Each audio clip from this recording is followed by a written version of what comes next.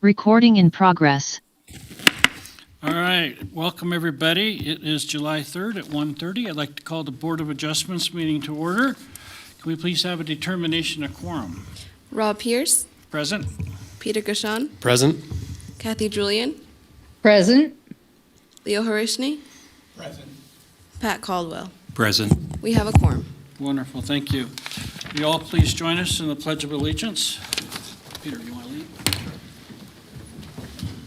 I pledge allegiance to the flag of the United States of America and to the republic for which it stands, one nation, under God, indivisible, with liberty and justice for all. All right, can we please have the ethics law and Zoom announcement information? Sure. Board members are reminded that if with respect to any matter or person coming before the board today, you've received a gift or loan, you have a pecuniary interest, you have a commitment in a private capacity such as family, employment, business, or similar relationship, or if you've provided representation or counseling before an agency to a person or entity for compensation within the last year on a matter being considered, you must disclose that gift, loan, interest, commitment, or prior representation at the time the matter is being considered. Additionally, you must abstain from deliberation or voting on the matter if it's clear the gift, loan, interest, commitment, or prior representation would materially affect the independence of judgment of a reasonable person. Board members are reminded that under the Board of Adjustment rules, if you have had any contact outside this meeting with any person interested in a matter coming before the board today, you should disclose the nature of that contact at this meeting. This meeting is being held in the County Commission chambers and via Zoom. To attend via Zoom, log into the Zoom webinar using the link on the agenda. You can also join by typing zoom.us into your browser. Click Join a Meeting and enter meeting ID 872-1567-5749. Alternatively, this meeting can be joined by phone only by dialing 1-669-900-9128, entering the same meeting ID number and pressing pound. For those wishing to provide public comment via Zoom, log into Zoom and utilize the raise hand feature during any public comment period. To provide public comment via phone, press *9 to raise hand and *6 to mute and unmute. Wonderful, thank you. Can we please have the appeal procedure, Mr. Lloyd? Yeah, most decisions rendered by the Board of Adjustment are appealable to the Board of County Commissioners. If you disagree with the decision of the Board of Adjustment and qualify as an aggrieved person or party, you may appeal in writing within 10 calendar days from the date that the decision being appealed is reduced to writing, filed with the Secretary of the Board of Adjustment, and mailed to the original applicant in the proceeding being appealed in accordance with Washoe County Code. Please call the planning staff immediately at 775-328-6100 for information on the appeal procedure and the application fee. Wonderful, thank you. This time I'd like to open up general public comment. Do we have any general public comment? There is no general public comment in chambers or via Zoom. All right, thank you. We'll close public comment. Moving on, item number 6, approval of today's agenda. I don't have any changes, and if we don't have any other changes from anybody, can I get a motion to accept, please? Yeah, Peter Gashan, for the record, I move to accept the meeting agenda for the July 3rd, 2025 meeting. Okay, do we have a second? Leo Harishny, I second. All right, we have a motion and a second. All those in favor say aye. Aye. Aye. Any opposed say nay. Okay, motion passes. All right, moving on to item number 7, approval of the June 5th draft minutes. I assume that everybody's had a chance to look at that. Do we have any changes or corrections? Hearing none, I would open up a motion to accept as written. Leo Harishny, for the record, I move to accept the minutes as stated or as made. We have a motion. Do we have a second? Peter Gashan, I'll second. All right, we have a motion and a second. All those in favor say aye. Aye. Any opposed? All right. All right, moving on to item number 8. We've got a resolution of appreciation for Dawn. Is Dawn online? He is, He yes. is. Dawn, thank you for your time. I'm going to read this if that's all right. It's a resolution in appreciation of your service from 2021 to 2025. Dawn, you have been, since your appointment with the Board of Adjustments on July 1st, 2021, you've been an outstanding member representing the Commission District 4. You've been active and an enthusiastic member of the board, serving the county and its citizens with dedication and distinction. Whereas Don served on Spanish Springs Citizens Advisory Board for several years prior to his Appointment to the Board of Adjustments, whereas Don demonstrated professionalism at all times and always treated staff, applicants, and the public with dignity and respect. Whereas Don represented the residents of Washoe County in a fair and equitable manner, addressing points of concern and interest to those county residents throughout the planning process. Whereas Don, he was always reliable, polite, courteous, and appreciative to staff and his fellow board members. Whereas Don was prepared for each board meeting by thoroughly reviewing the staff reports and applications and preparing questions of concerns prior to each meeting. Now, therefore, be it resolved that the Washoe County Board of Adjustment do hereby commend Don Christensen for his extraordinary concern and devotion to the citizens of Washoe County through his service on the Washoe County Board of Adjustments. And be it further resolved that the Washoe County Board of Adjustments will sorely miss the unique contributions of Don Christensen and extend to Don the best wishes for a happy and prosperous future, adopted today, the 3rd day of July, 2025, by the Board of Adjustments. Don, thank you. Thank you for all your hard work and dedication to the people of Washoe County. You will be missed. Do you have Thank you, Rob. Appreciate it. Okay. I've enjoyed my time on the Board of Adjustment, learned a lot, and I'm going to miss you guys. Yeah. I miss you too, Don. I wish you the best. We all wish you the best. Thank you, Don. Wonderful to work with. Thank you. Don't be a stranger. You're always welcome, and yeah. whether or not you have public comment. Yeah, come on out in the audience and poke fun at us and stuff if you want. Yeah. That'll be a pleasure. There you go. All right. Thank you, Don. All right, moving on to public hearing items. A variance case number WPVAR 25-0002 for Ellis. And I do have a disclosure on this one. I did go visit the applicant. I saw her property. We did not discuss the matter other than what she was having an issue with and what she wants to do to resolve it. And Peter Gashon, for the record, I did the same thing and have the same disclosure. Okay. All right. All right. So this one, Mr. Lloyd, could you please announce it? Yeah, we'll do. This is for hearing, discussion, and possible action to approve a variance to vary the fence height along the side and rear property lines from 6 feet to 7 feet for safety, privacy, and security purposes. And representing Washoe County in this matter is Planner Tim Evans. Thanks, Tim. Don't worry, I have 2 ears. Floor is yours, sir. Thank you. Tim Evans, planner.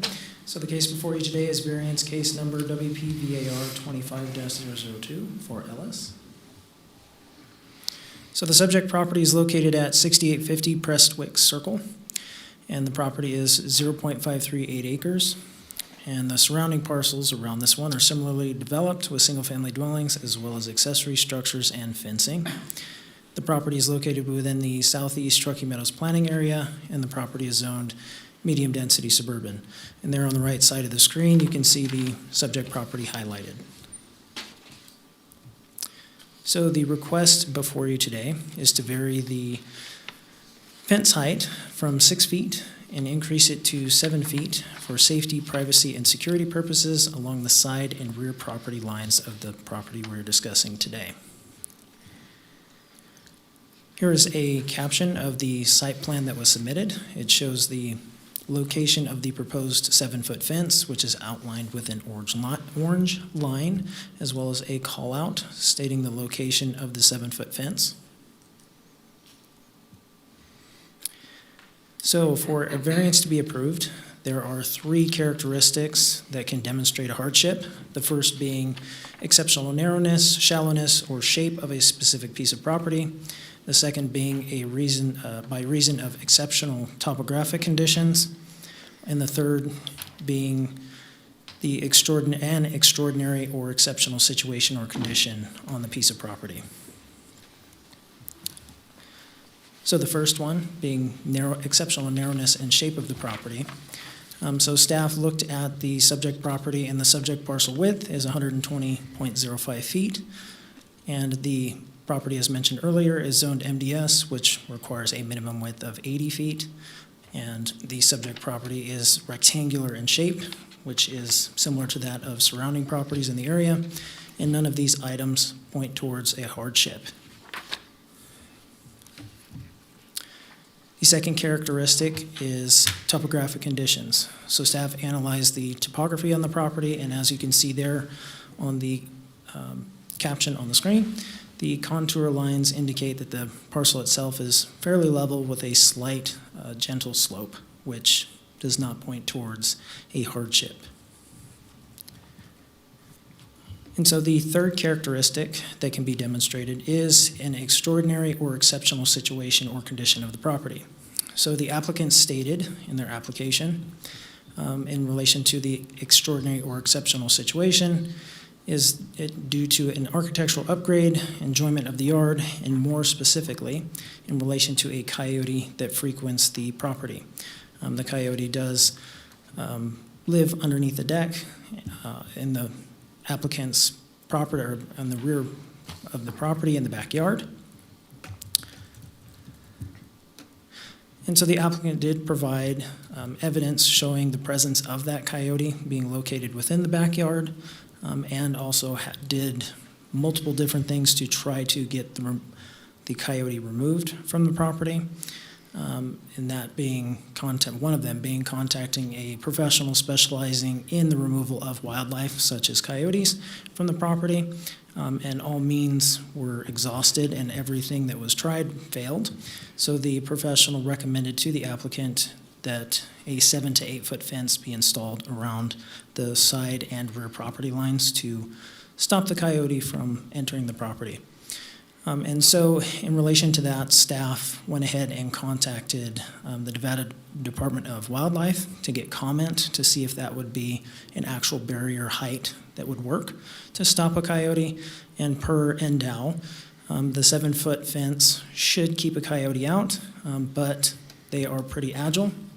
And it wouldn't surprise NDOW or the staff member at NDOW if one ended up actually jumping a 7 foot fence.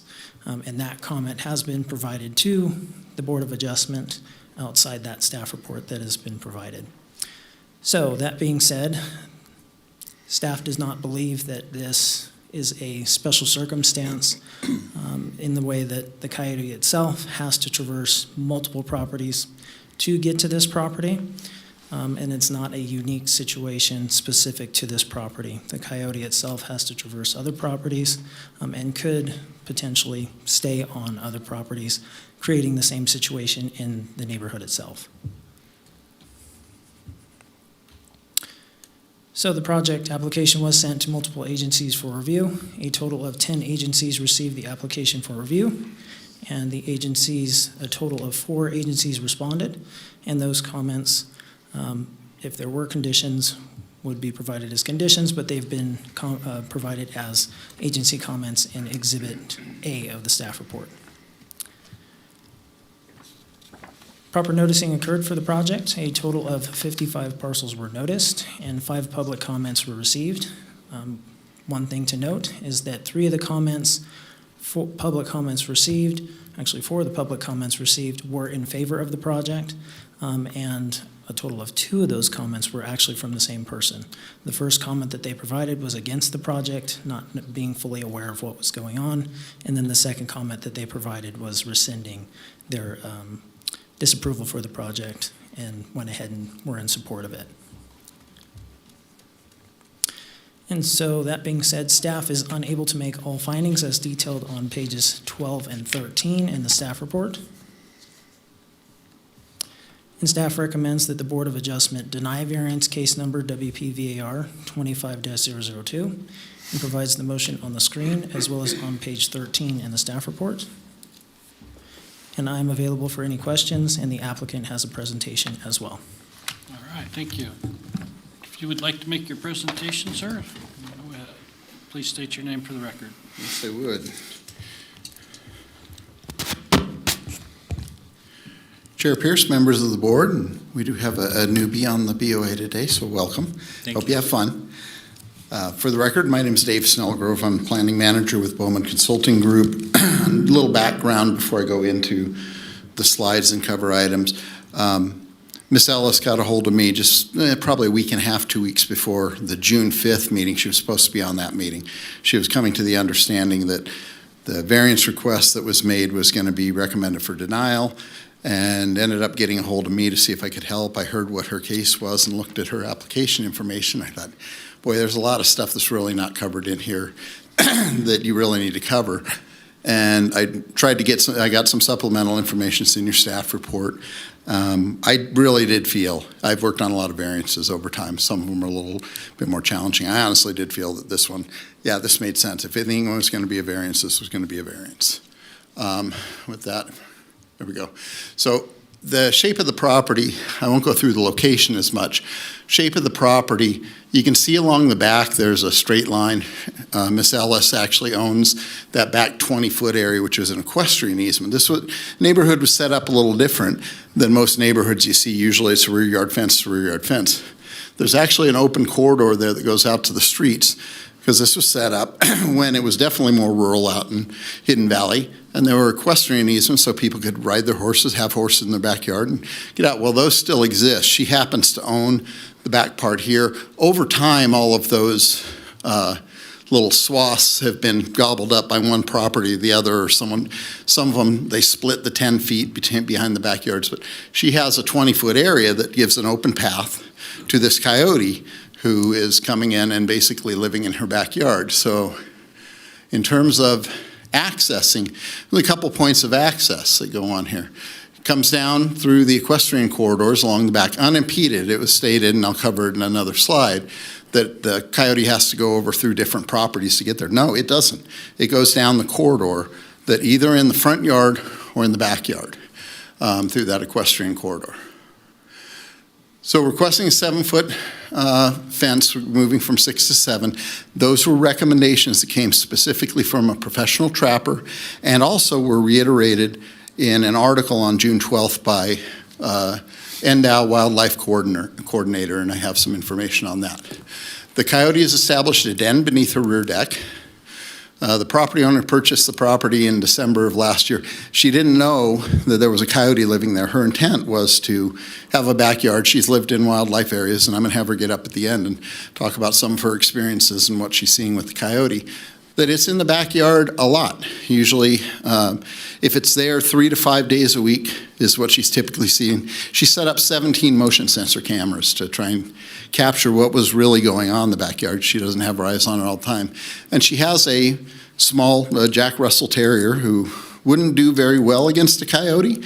Probably couldn't jump a 7-foot fence with a Jack Russell Terrier in his mouth, but she's afraid that her dog will get hindered, and she's living in the backyard where she doesn't know if there's a coyote there when she goes out. So you don't know. We have an unpredictable wild animal that's residing in your backyard a significant portion of the time. She tried a professional wildlife trapper, tried to do it in a very humane way. They tried deterrence. The ultimate recommendation was to go with 7 to 8 foot fence. And so where we went, Tim put this up, and this is my error. I have those 2 circled areas there. I read the 5 to 6 foot lengths on there was a hand sketch, it's in your staff report, that shows the 7 foot going all the way around that rear perimeter. So those 2 blue areas are actually supposed to be orange. Those were correctly shown in a very rough sketch, and I picked the length rather than the height and put 5 to 6 foot there. So that'll be, the whole backyard will be surrounded by 7-foot fence is what the proposal is. Tim mentioned the comments that came in. All the adjacent property owners, Contry Bedell had originally identified that she was against it, and Aaron went to go talk to her and explain the situation, and then she sent a second letter in that said she was in support. Her property owners to either side on the north and south who will have a 7-foot fence adjacent to them, they initially submitted letters of support, and even her neighbor across the street submitted a letter of support. So this is a section from the staff report that I really want to hit on a couple items. I mentioned it briefly earlier. The coyote must traverse through the neighborhood and other properties to reside on the subject property. That is incorrect. I pointed out the paths that it goes, and it goes in through the equestrian corridor. It can come in through the front street too. So there's an unimpeded access to get into her backyard and jumping a 6-foot fence. The other part, staff investigated permits and found there are no adjacent properties that have applied for or obtained a variance to increase fence height. That's an interesting one, because that one gets to the special privilege that they say we can't make. A variance is something different from code. I'm not going to go as far as calling it a special privilege. She's trying to get her backyard back to a usable situation where she doesn't have a unpredictable wild animal living there most of the time. So, those two just kind of struck me odd as far as the justification for denial. This is a letter from her professional trapper, and this covers the items that I hit on earlier. They tried live trapping, sound deterrence, animal spray, deterrent motion detection lighting for a period of 2 months. Nothing worked. Most often, it's coming in through the equestrian path was what the trapper was seeing and noting. And they found evidence of, when the trapper came over, he found the evidence of the coyote denning underneath her deck. So it's got a little place to live. It's there, 10 p.m. to 10 a.m., typically in that window of time, 3 to 5 days a week. And the recommendation, yellow highlight, where are you? Uh-oh, it froze. Can you advance it from there? What's that? I just want to move to the next. There we go. There. Okay, so I mentioned earlier that the wildlife coordinator for Endow recently had an article in the paper about 3 weeks ago. On June 12th, this appeared, and this was an identification of what I should do if I see coyotes in my neighborhood and have pets. So she happens to have one living in her backyard a significant portion of the time. One of the key items here, that was right. There we go. If small animals are left unsupervised, the coyote can catch them and eat them. That is her concern. And also herself, she's afraid for her safety as well. Fence at least 7 feet tall. So we are following what's out there as far as the recommendations. I'm not going to go over it. We agree on item 1 and 2, the narrowness and topography. It doesn't meet either of those, but this is an or statement. You have to meet one of these. I think it's very, very easy to find that there is an extraordinary and exceptional situation or condition of the property and location of the surroundings. Yes, I do believe that to be the case. How many other people do you know can say they've got a coyote living in their backyard most of the week? So this is an exceptional situation. So I think that one can easily be found. No detriment. All of our neighboring property owners are in support. The staff agrees with us on that one. This is the other one, that special privilege one. This is not a special privilege. She's trying to get the usability of her backyard that she paid for, thought she could have a safe place for her dog. She could go sit out, read a book, not have to worry about things. I'll have another picture earlier or video that I can point out all the little hiding places that can happen. She walks out her backyard. She doesn't know if there's a coyote there without doing a good search. D&E, it is a use that's authorized, and there is no military installation surrounding. So, mentioned she installed 17 motion cameras. That helped her really figure out what was going on in the backyard. So here's a video. This is up just off of the deck. You can see her backyard's rather deep, and there's a lot of shrubbery around that it can hide behind. So she won't necessarily know whether there's a coyote there. If she wants to let her dog go out and go potty, she can't just let him go out. She's got to be cautious every time. That's not what a secured backyard's supposed to be like. Come on, move to the next one. Can you advance to the next slide? This is really glitching. Okay, so this one, the coyote's just in screen for a short time, but this one gives you a little bit better image. This is right off her back door, and you can see the depth of the backyard and all the different shrubs and different hiding places. So That's a concern to her. She doesn't know if there's a coyote out there when she goes out in the backyard.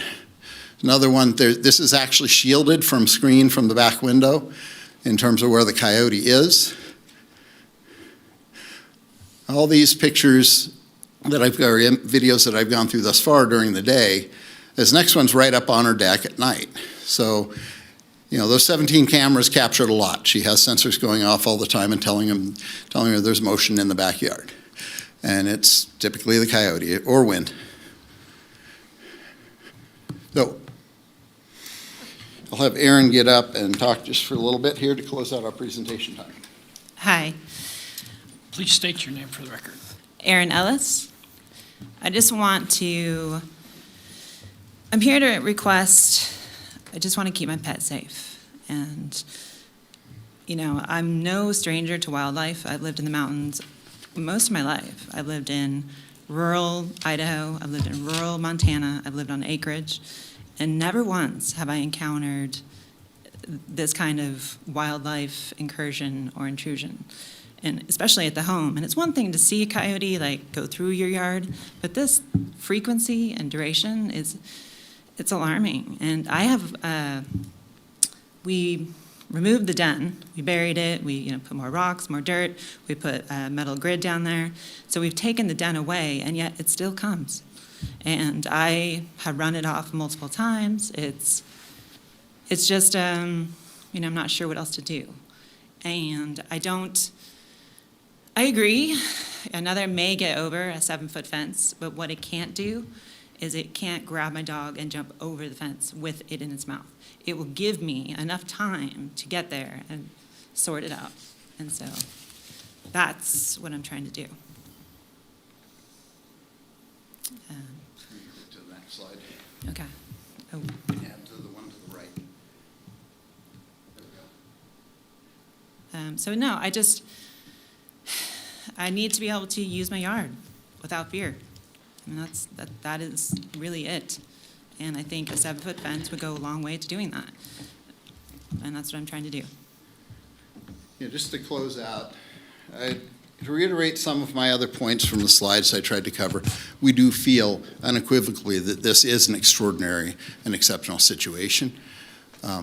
All the surrounding neighbors have shown support for it that would be directly affected by having a 7-foot rather than a 6-foot fence, and that this is not a special privilege. She's just trying to get the use of her backyard the way she thought she was going to have when she bought the house.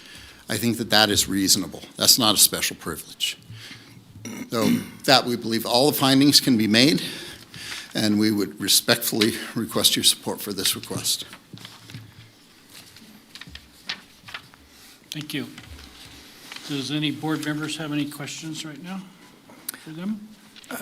Yeah, Leo Horishny, I have a couple of questions. I don't know who for. Number one, with the equestrian corridor, the comment that there were property owners that have over the years either taken over or split so on the one hand, on the map, I see that it is clear, but is it actually physically still a clear area or access? It is.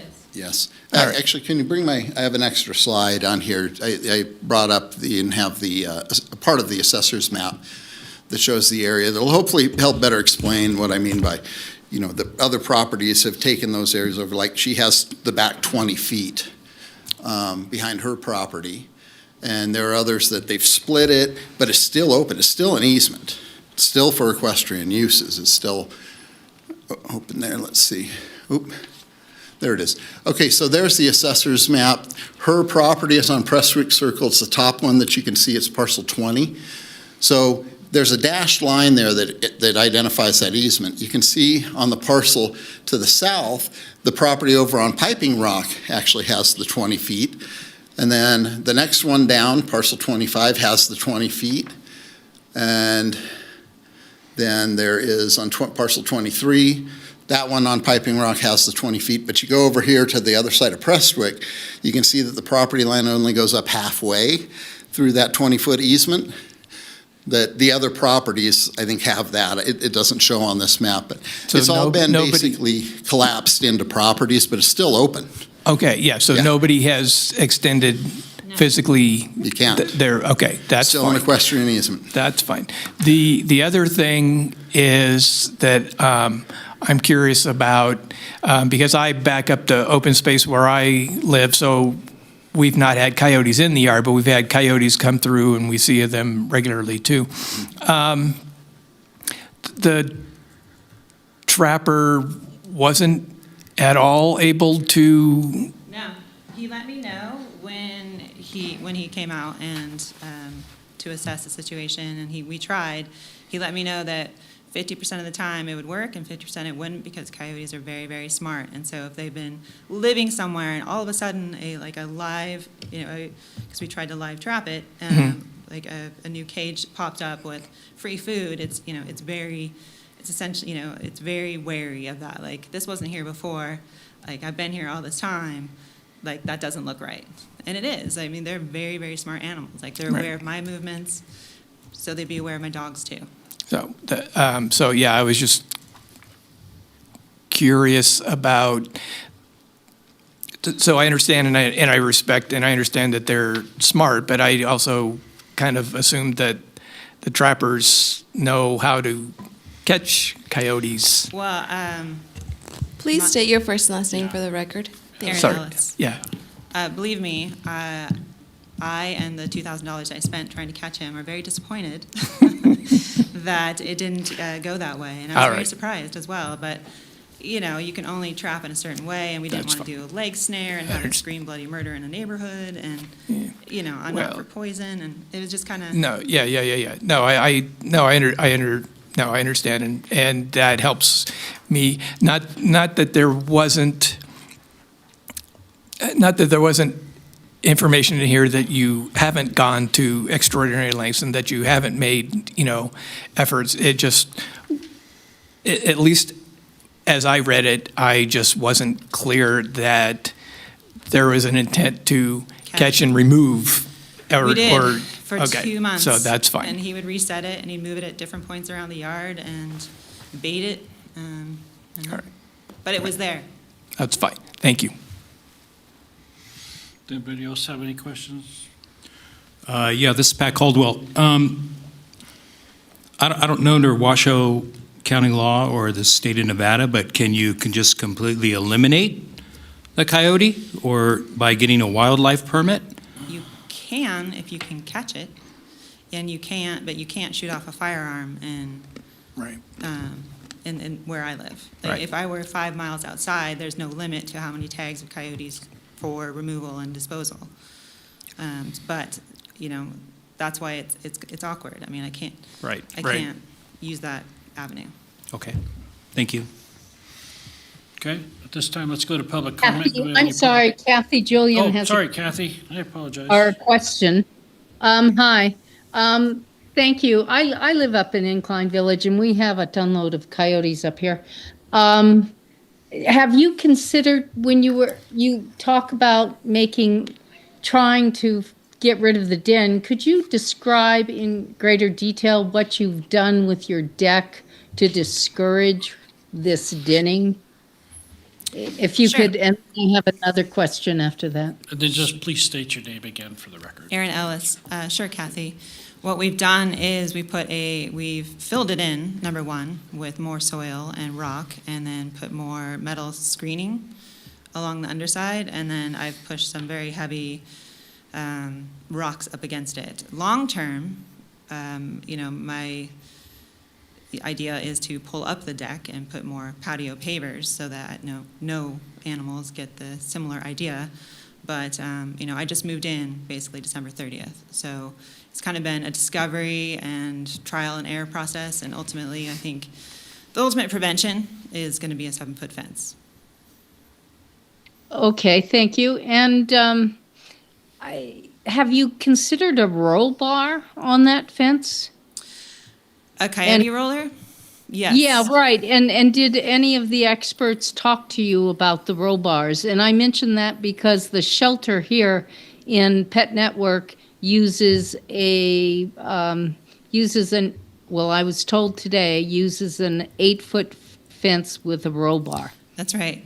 Yes, the coyote rollers, they're essentially, for people who don't know, they look like just piping, and then they're attached on top of a fence, and they go through a cable so that a coyote, typically when they jump, they use their paws to push over. But when any animal that lands on it, it rolls back. And so it's a huge help. Yes, it won't help with the size fence I have now, but it would help on a 7-foot fence. Okay, thank you. I will accept, are you intending to put a roll bar up there? I would like to see if the 7-foot fence alone works. It should work appropriately as a deterrent as is. Okay, thank you. Okay, let's go to public comment. Do we have any public comment? There is no public comment in chambers or via Zoom. Okay, close public comment, bring it back to the board for discussion or more questions. Do you have any? Peter Gashon for the record. Brandon, can you bring up a site plan, any of them, that the aerial images? I feel like we had a fun fence case in Crystal Bay a while ago, and then we got inundated with them. I think we made the right decision in Crystal Bay, and I think when an applicant deferred on Juniper Hills, that was probably the right move. I go back and forth. I just don't like this piece of code. It is too black and white for too many different lot types in the community. When I look at our powers granted by the Nevada revised statutes, it talks about extraordinary and exceptional situations. But then when I look at our findings as promulgated by code, it tacks on extraordinary and exceptional situation or condition of the property and or the location or surroundings. So I think it was really eye-opening going out to the site. The north property line is bordered by a drive aisle that has a fence on the other side of the drive aisle. The east property line has this fee strip that is owned by the property owner, but there's a fence on either side of the fee strip. And then on the southern border of the property, it's damn near industrial. There's a container within a setback. There's a storage facility or building underneath the red arrow that is most likely within the setback. So I'm pleased that all the property owners agreed that the variance should be granted.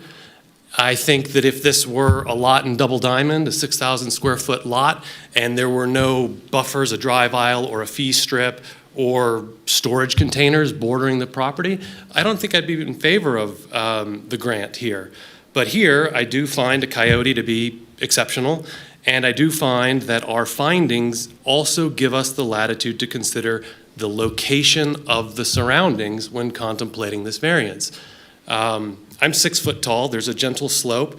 I had to ask the property owner, how tall is the fence currently? Because as you look uphill, it looks like it's continuing to get taller and taller. So in this particular instance, I can make the findings, and I just think that the situation on all three property borders merits our consideration for a location of surroundings as a special circumstance.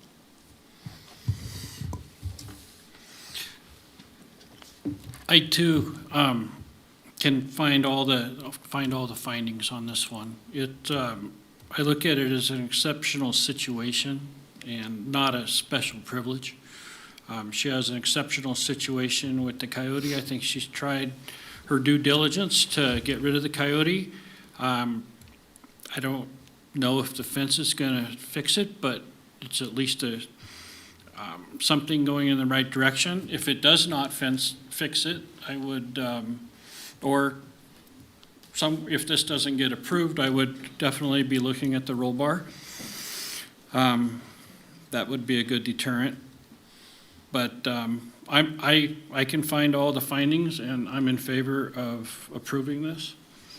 But anyways, what does everybody else have to say? Leo Harishny for the record. So when I went there, one of the things that I noticed is that I found worth paying attention to is the fact that this property is not even, like in my situation, adjacent or like directly abutting unimpeded property. I mean, the coyote clearly goes through several, it's motivated. It has to go through several other physical locations, which the coyote could very well have decided on their own to repurpose or relocate to their new den. But clearly, this is a happy home for them, and they're used to that, as well as and yes, I personally find that worrying about the safety of a small dog in the backyard is worthy enough of consideration. The fact that she and the property owners themselves, physically, that the humans are at risk themselves going out, I think that also is an extraordinary situation. I think that is an exceptional consideration that has to be, or is willing, or is legitimate as a reason to consider a variance in a situation like this. And the fact that she has clearly made, she's made extraordinary efforts. She has done, as far as I can see, as much due diligence on a situation like this as you can. And I have no problems in finding this variance. This is Pat Caldwell. Are there any other homes in the area that have 7-foot fences that you're aware of? Please state your name. Erin Ellis. Not that I'm aware of. Not that you're aware of. Although I haven't seen all the properties, and I do want to say, when I was looking for a house, I did see properties with 7-foot fences. Right. So I don't know how that. Yeah, I do have experience with this because I live in an equestrian area out in Spanish Springs that have horse trails, and I myself have a small dog, and so I walk him in the yard every time we go out there because of the same reason, that there's cats, dogs missing all the time. Right. And we have equestrian paths that are actually still ridden on.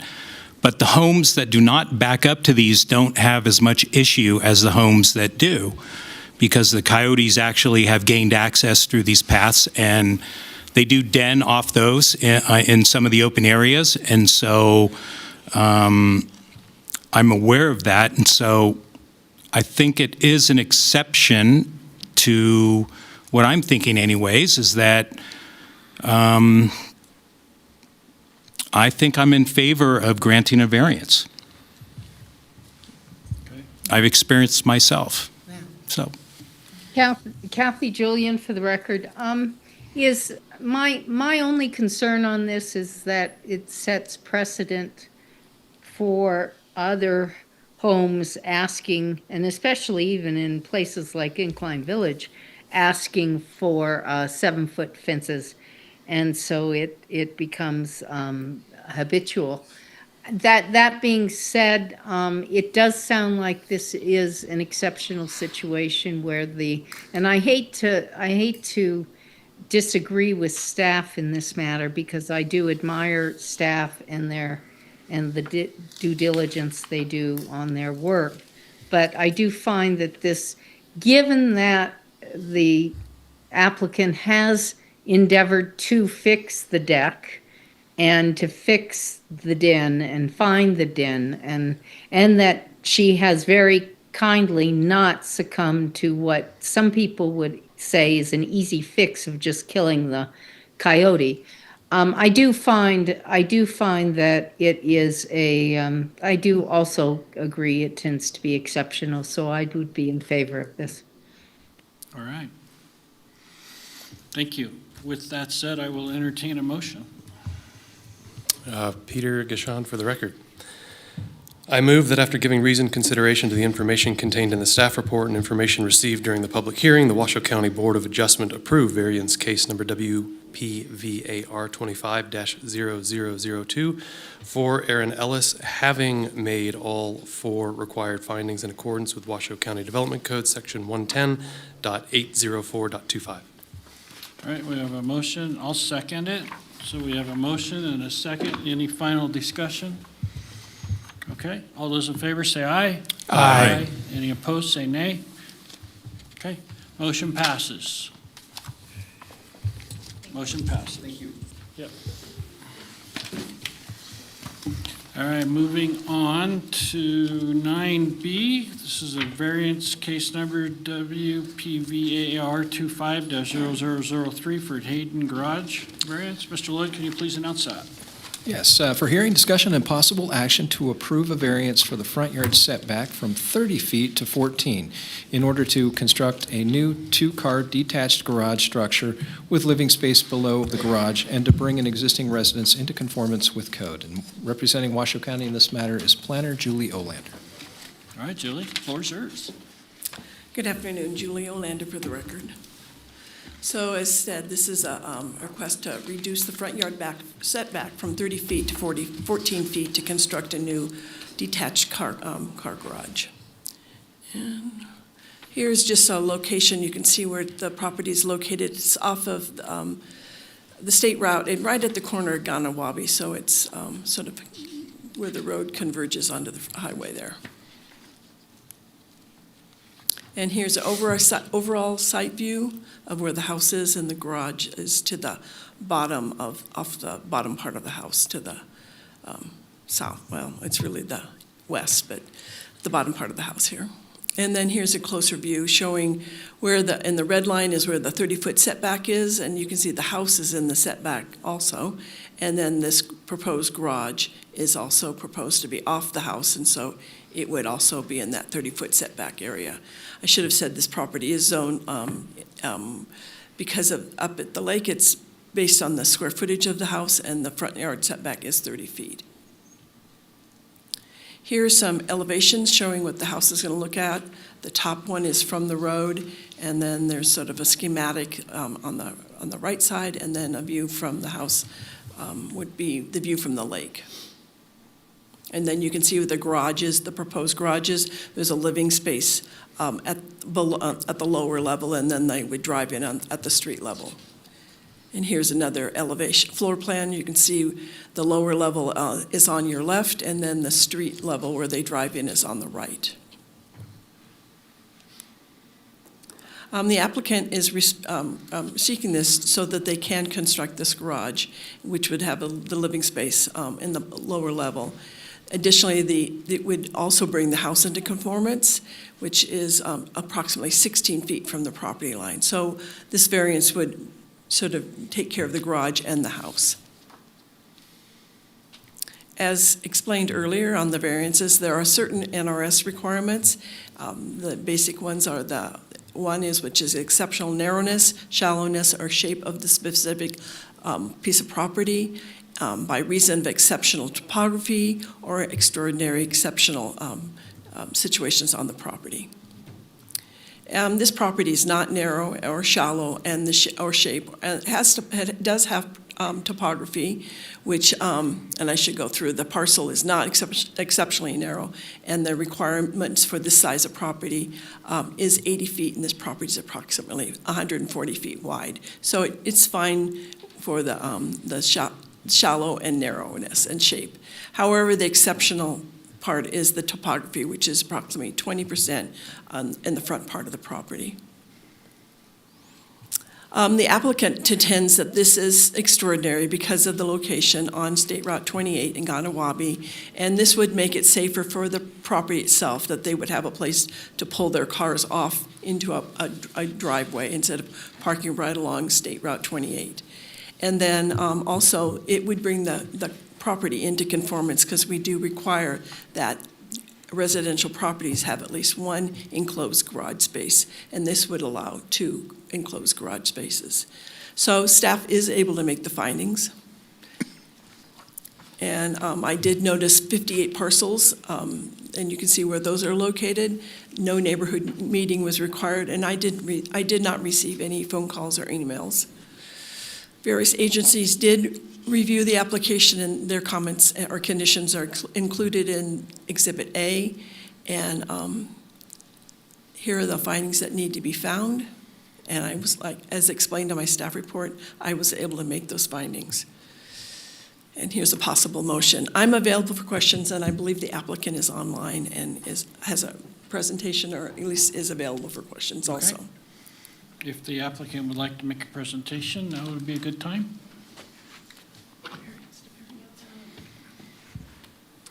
I don't see any hands raised from any of the people joining us on Zoom.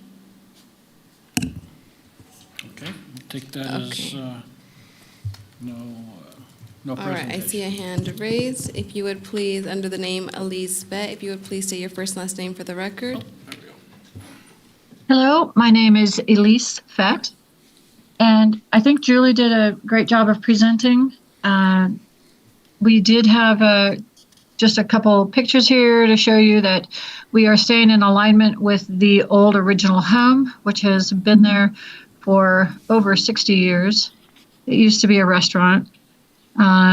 The home has a entry walk that is already roofed, and all we're doing is enclosing that entry walk now and changing the entry to be on the side of the house where it links to a covered protected stairwell that's coming down the new garage structure.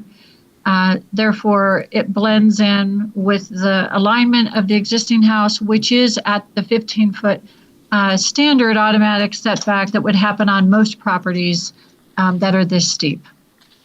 And of course, here in the basin, we have allowable heights that we need to stick to, and we cannot go further back without having an issue driving in the garage and having a roof on the garage. So thank you so much, and if you have any questions, I'm available. Thank you. Does any board member have any questions right now? Kathy Julian for the record. My question is, I went out and looked at the property. Can you advise if the current fence that is there, in front of the paved area, will that remain the fence line after this is done? The fence line that is existing, let me take a look at the original. Yes, that is on the property line. As I see it right now on my survey, it appears that the fence that's there now is at the property line, and that is where the new fence will be. The new fence will be 4.5 feet tall, which is shorter than the fence that's there. Okay, thank you. You're welcome. Does anybody else have any questions? Peter Gishon, just for my curiosity, is this one of the areas in Tahoe that requires a special use permit for single-family residences? I mean, I know we're only dealing with a variance here, but does this have an SUP, or is this not in a zone that requires SUPs for single-family?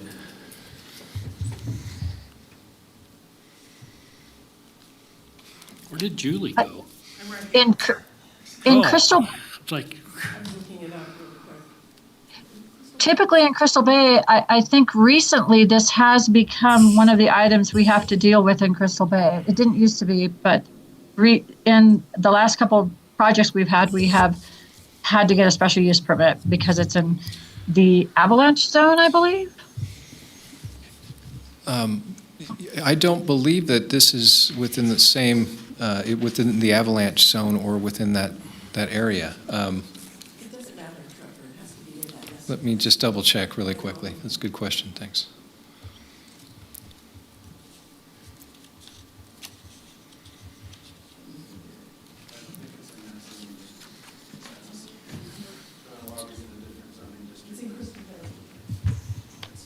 Yeah, we had one in Gunawabi a couple months ago that needed an SUP. So, and this is just across the street. So I just.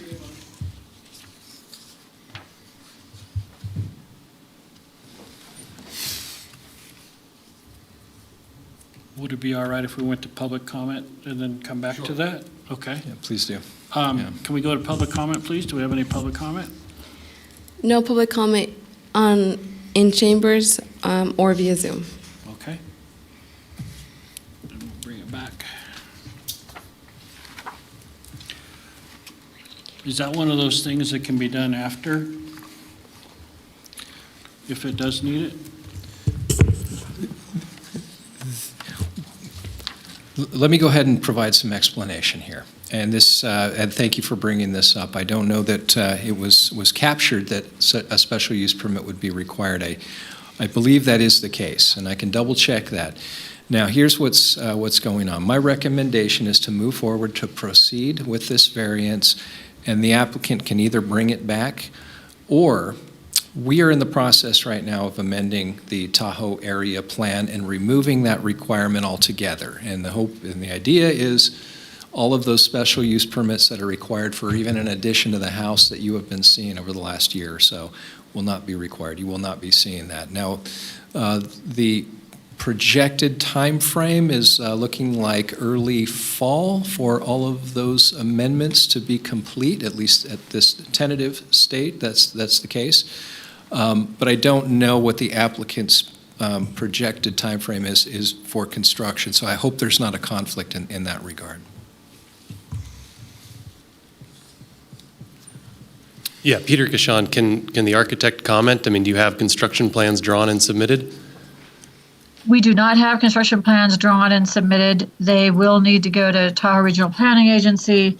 Tahoe Planning Agency will probably take about 3 months minimum to approve. Therefore, we will most likely miss the October 15th deadline, although we could do a concurrent review once we have this variance.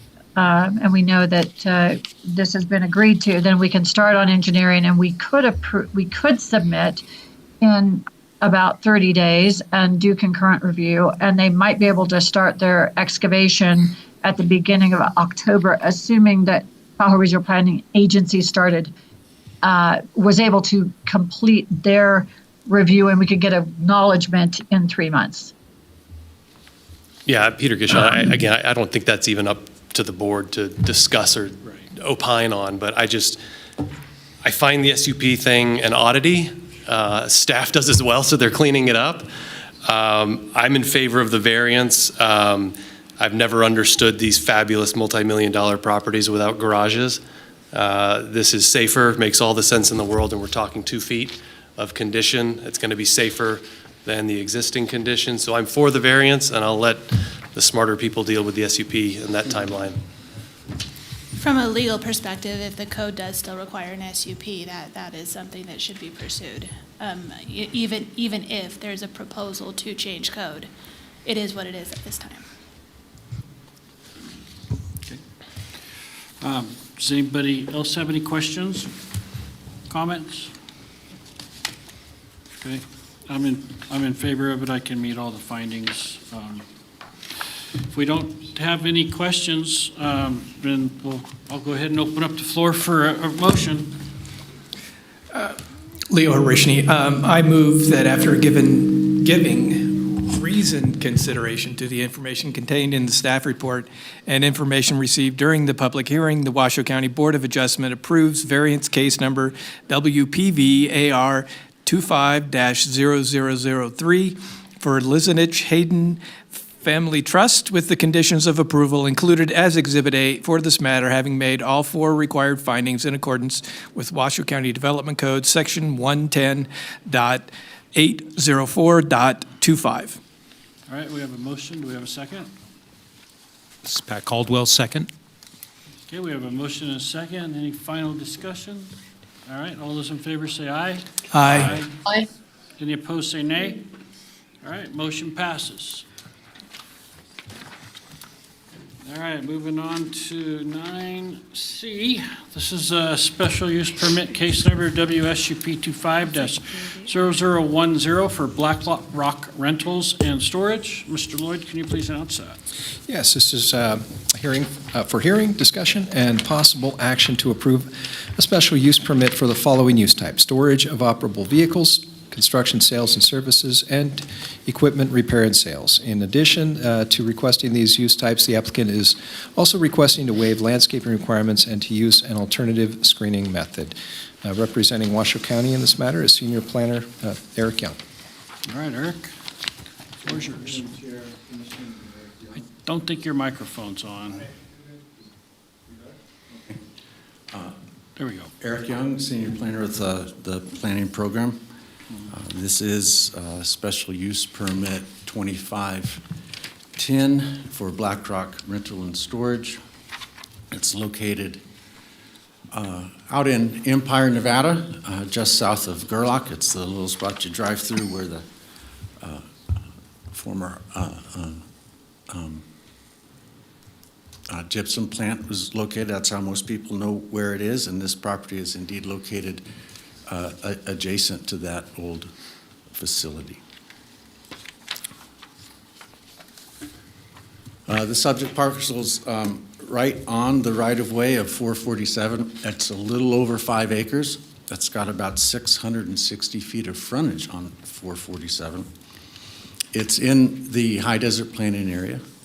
The regional plan designates it as one of our, what we call freestanding communities. Gerlach, Wadsworth, and Empire are all freestanding communities. And that suggests in the regional plan that they should, and that the county should consider alternative standards in these areas. And it is zoned general commercial with a master plan designation of commercial.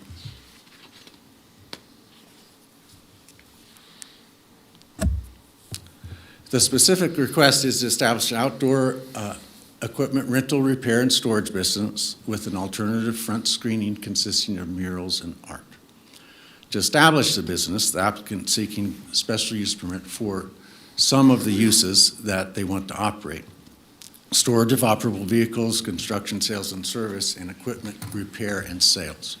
Those are the uses that require the special use permit. In addition to requesting those use types, the applicant would like to waive the landscape requirements and use this alternative screening method. This is a current picture of the site from above from our Washoe Regional Mapping System. The top of this photo is the top property, is the north property line. The bottom of the photo is the southern property line. And you can see the rather wide State Route 447 right-of-way. Currently, the property is somewhat haphazardly, in a state of pretty haphazard condition, and this is one of the issues that is resulting in the need for a special use permit. We have a proposed site plan where you can sort of overlaid on that existing condition. You can see proposal for some driveways, some throughways, better prepared ingress and egress, and then along the property line you can see a proposed screening. So I'm going to jump to the alternative screening landscaping because staff has really determined that the proposed uses are consistent with the neighboring uses. They're consistent with the area. The uses have, in fact, been there for some time, been in operation out of conformance. But the issue here is a little bit less whether or not those uses can be compatible, and we should establish those uses. And really, the bigger question for staff was how to approach the proposal for alternative screening and a break on the landscaping.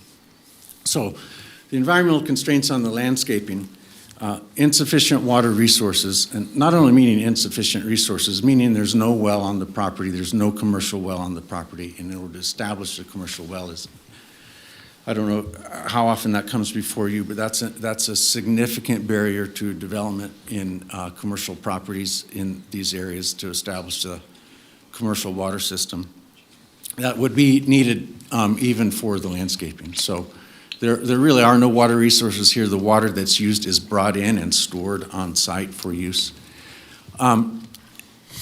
Now, another issue that staff recognizes is the maintenance of species selection and sort of the long-term maintenance of a landscape plan out in the high desert in a place like Empire. I think all of us have driven past places that have a sort of a sad landscaping. We wonder, wow, it's just not establishing, it's not staying. It becomes a code enforcement issue where we have to say your landscaping didn't survive, you need to redo it again. It's a significant issue to get the right species, to get them to establish and to stay alive, and then to, perpetually, because this is supposed to be a perpetual screen. So it is a real issue to have landscaping where there's no water and where just the environmental conditions make our standards for landscaping very difficult to establish. So for screening constraints, they're somewhat environmental, kind of. I think this is another example of something that we've driven past and regret somewhat. The long-term maintenance of chain link fences with slats, that would be allowed. He could do that. Do we want that? Once again, it's a code enforcement issue. When those slats break down, I don't know how familiar you are with the Empire area. They have significant wind issues and sun issues. And the maintenance of this becomes a code enforcement issue. When those slats break down, when it starts to look bad, that's a code enforcement issue that we would like to try and prevent. Then the suboptimal aesthetic value. The various options that they have for screening that might work, slats in chain link, a berm with some boulders, a berm with a small fence. These are all options that are not necessarily the best aesthetically, nor do they necessarily really match with the Empire community.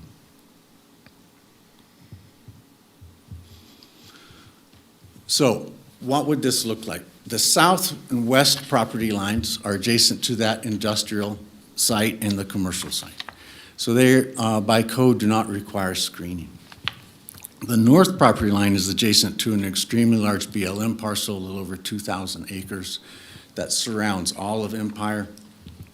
And that does not really require screening due to the very large distance of view when you're headed south on 447 and a sort of an oblique angle as well. The east property line is adjacent to 447. The right-of-way is 200 feet wide at this point, and the edge of pavement from this property is about 80 feet to the property line.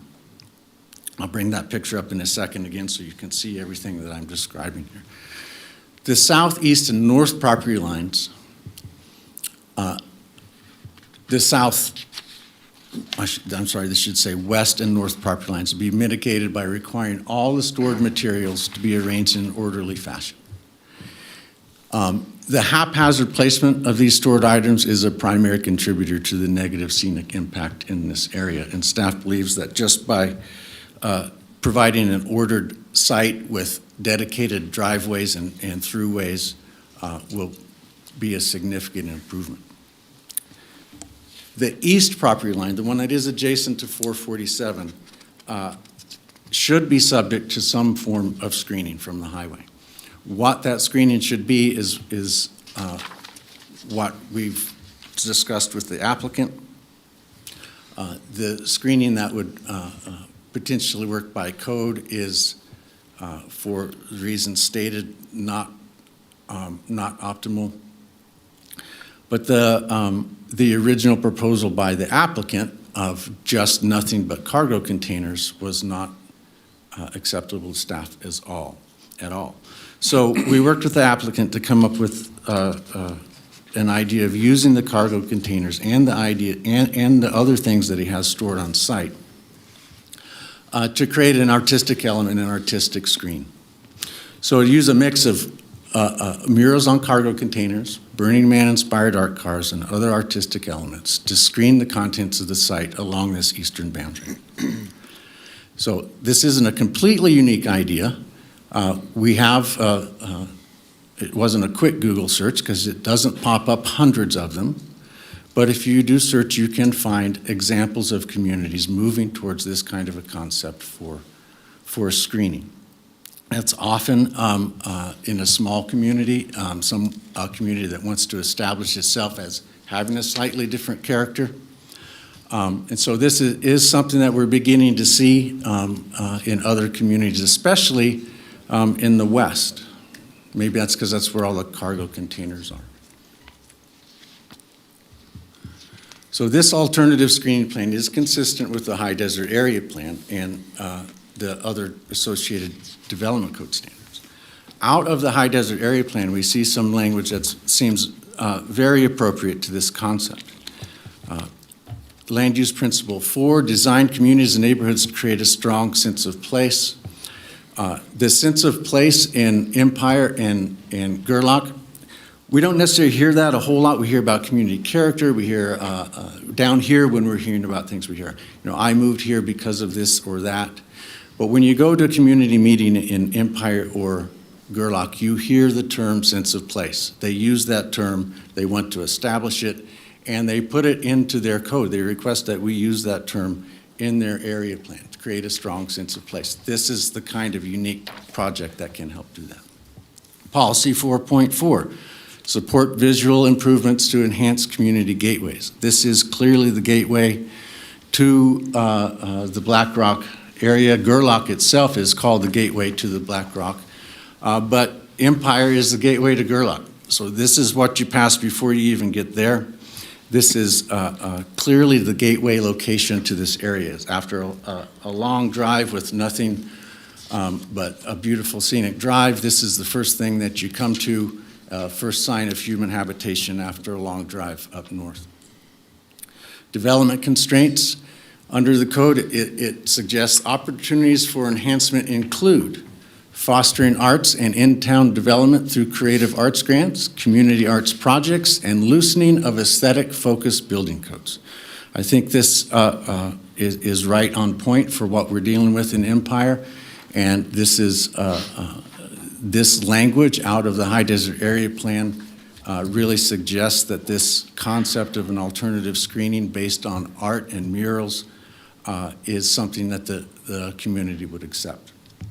A specific high desert policy, consider established standards to mitigate the negative effects of vacant or ill-maintained land by absentee owners. So it's important to mention that Mr. Force, the applicant here, is not an absentee landowner. But like many of the landowners up there, the county standards for landscaping and screening have resulted in owners just not following through with the standards. They forego those improvements. And these alternative standards will contribute to establishing the sense of place. They'll enhance the gateway properties of the location. They'll promote the ordered development, but they will also help to alleviate these negative impacts of property owners foregoing the improvements to their properties. Going to provide a couple of painted murals. These were chosen somewhat at random. To be honest, you can go and find countless examples of painted murals. An example of something a little bit colorful. An example of something trying to match the surrounding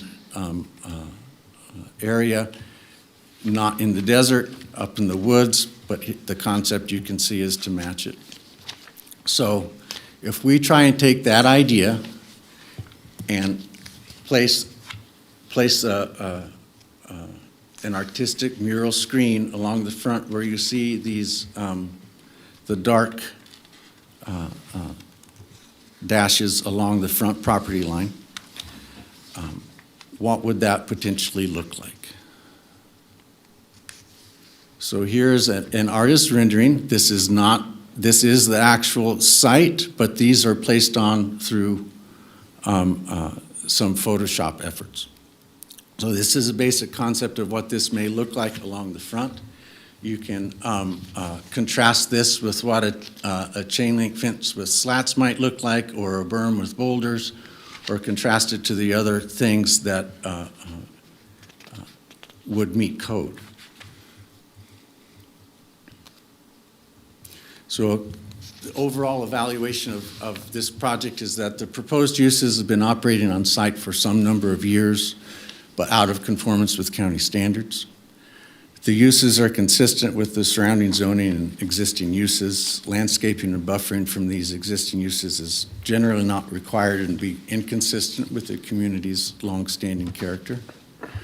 The approval of the SUP will result in considerable improvement of the site from many perspectives, including safety, aesthetics, code compliance, and community enhancement. The barriers to meeting county development standards can be a disincentive to economic development and community improvement. High Desert Areas Plan supports these types of changes. The incorporation of art is encouraged by the area plan as becoming a component of desired community character. And staff, something that we haven't mentioned is staff agrees that the applicant should be provided a reasonable amount of time to complete the proposed screening. So staff's proposing a 1 year from the date of approval from the SUP that the applicant should have to complete the murals. You won't find that in the conditions of approval because it's something that came up after we provided those to you. I became concerned that this could drag on, and so we wanted to make sure there was a time period, and so I contacted the applicant. We let him know that I would propose 1 year. And so for the a potential additional condition or for a way to add to the existing conditions, I would propose that you consider a condition that says, in order to provide the applicant with a reasonable time period to commission and complete the required murals, cargo containers used for screening may utilize earth tone or other non-mural art painted surfaces for an initial period of 1 year from the date of approval. After this initial period, the screen must be consistent with the approved screening plan, or the site will be out of compliance with the conditions of approval. Renewal of any business license associated with the approved uses will be withheld until the site conforms with the conditions of approval. So this is an additional condition that staff would like you to consider. The project was, as usual, sent out to a variety of review agencies, 11, 5 of which responded and provided conditions. We notified 49 parcels. At the time of the staff report, we'd only received 1 public comment. The applicant's neighborhood meeting had some comments as well. All comments were positive and in support of the project. All of the comments referred to the need for the uses and the value to the overall community of having this type of use in place. We didn't get any positive or negative comments on the proposed screening. All the comments were just in favor of the SUP in general.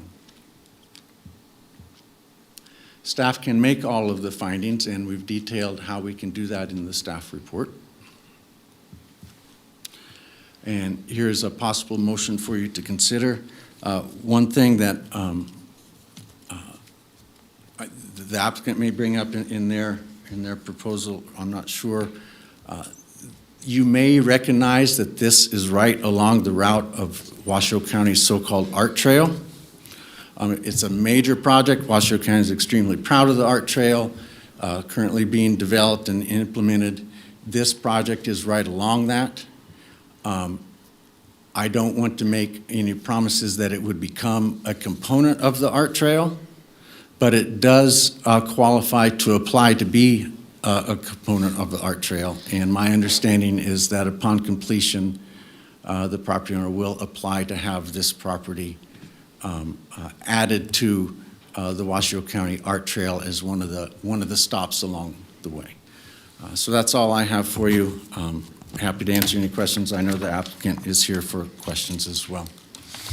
Thank you, Eric. Does the applicant have a presentation? Could I ask one question? Sure. Chair? Yeah, go for it. Peter Gashon for the record, just might give context for the presentation we're about to hear. What are we reviewing relative to landscaping? Because in the applicant's presentation, they said that in conjunction with the SUP app is a director's modification for landscaping. I had asked for a director's mod, and they actually refunded that. They said, no, they could do it through the special use permit. Trevor got a hold of me and said, yeah, we don't need to do it through a director's mod. Okay. Usually it would be a director's modification if we were going without another application. Please state your Correct name. me if I'm wrong. I think I got that right. Yeah, the idea was it would be better to package it all together so that this board could review it as one package rather than piecemealing the director's mod and this special use permit. So Peter Gashon, is the landscape a variance or an SUP? The language in the code is that the board may vary the standards with the approval of a special use permit. Okay. Just wanted the right context. But it doesn't have to go through those variance findings, which is good. Okay. So Dave, can you just state your name for those previous comments? Certainly. For the record, Dave Snellgrove. I'm planning manager with Bowman Consulting Group here in Reno. This one's been kind of fun. The whole idea of the storage containers and artfully painted came out of a couple things. We presented at the CAB, and we also did our neighborhood meeting after we did a pre-development meeting.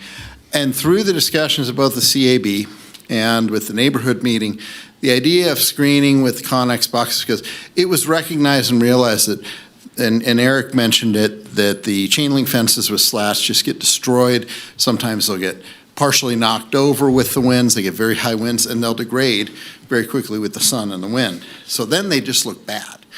So the idea really came out initially at the CAB and then got expanded on when we did our neighborhood meeting after. Can you bring my presentation up, please? So this is Keith. Keith DeForest is sitting behind me. I'm going to try and leave enough time for him to get up and identify a few things. He's been running BlackRock Rentals. A rental business is an allowed use by right. The one thing that we found with the code violation is he needs to have a primary use. Now, the primary use would be you need to have an office or some type of an address, a place that you can work out of there, not just a vacant lot where you're renting things. So he has a business license, or not business license, a building permit in to address that office. That's a separate application, so it's a two-pronged approach. We needed to, one, address that issue, and then we also needed to address his allowance and ability to rent to others, which is what keeps him in business. He can rent his own things, and he can tell you all the types of things that he does rent, but I know he's had his own trailers and camping equipment and water tanks and things like that, and many, many more things. And he's allowed to do that on the property by right, as long as he has a primary use. So we're getting that handled, I believe. Move forward. Eric went through the location of this. I won't belabor that at all. There's the property directly across the street. I think Eric had an up-to-date GIS map. The one right across the street from Keith's property, highlighted in yellow, that one recently got changed to the commercial designation in the master plan and zoned to general commercial to allow for this type of use. There's a high demand out here, obviously, with Burning Man, with that many people going out there. And there's a lot of people that like to leave their equipment, art there, and they come back and they get it, and then they work on it and kind of recreate something, or they just regenerate it out there. But they don't want to haul it back to, Tuscaloosa, Alabama, or wherever they're from. So they can leave them out here. So there is a high demand for this out here. So it is SUP for the storage of operable vehicles, construction and sales. He has dumpsters for like trash that he rents, so that falls into construction, sales, and service. And then equipment, repay or repair and sales. That's another component of what he does. We wanted to make sure that we covered everything that he is doing or wants to do out on the site. It all fits right in here. Mentioned the allowed use, that really falls under automotive sales and rentals because he has trailers, he has motorhomes and things like that and equipment that he rents. But he also rents tents and water tanks and different things like that for camping. Keith is definitely more of an outdoor enthusiast. I'll go into that a little bit later. The lack of water, sewer, electric was part of the impetus for, I was going to initially just request a waiver, just a straight-on waiver for landscaping, and would just figure out some type of screening that we could do. That's where the storage containers really came in, a lot with the help of the neighbors out there. and some suggestions, and it kind of grew from there. Chatting with Eric, Eric was the one that told me about the art trail. I didn't know about it. So I would do have a slide on that. The site plan that we have generally flows along the current layout. You can see if you look at the underneath, there are paths there, and they're actually pretty wide. We tried to make sure that in what we laid out here, that it met fire requirements, turning radii if a fire truck or emergency vehicle had to get in there. So we met with Dale Ray, made sure that they have multiple access points, that no one would get trapped in there if there was an emergency. The 3 access points they do have, those already exist coming off of NDOT.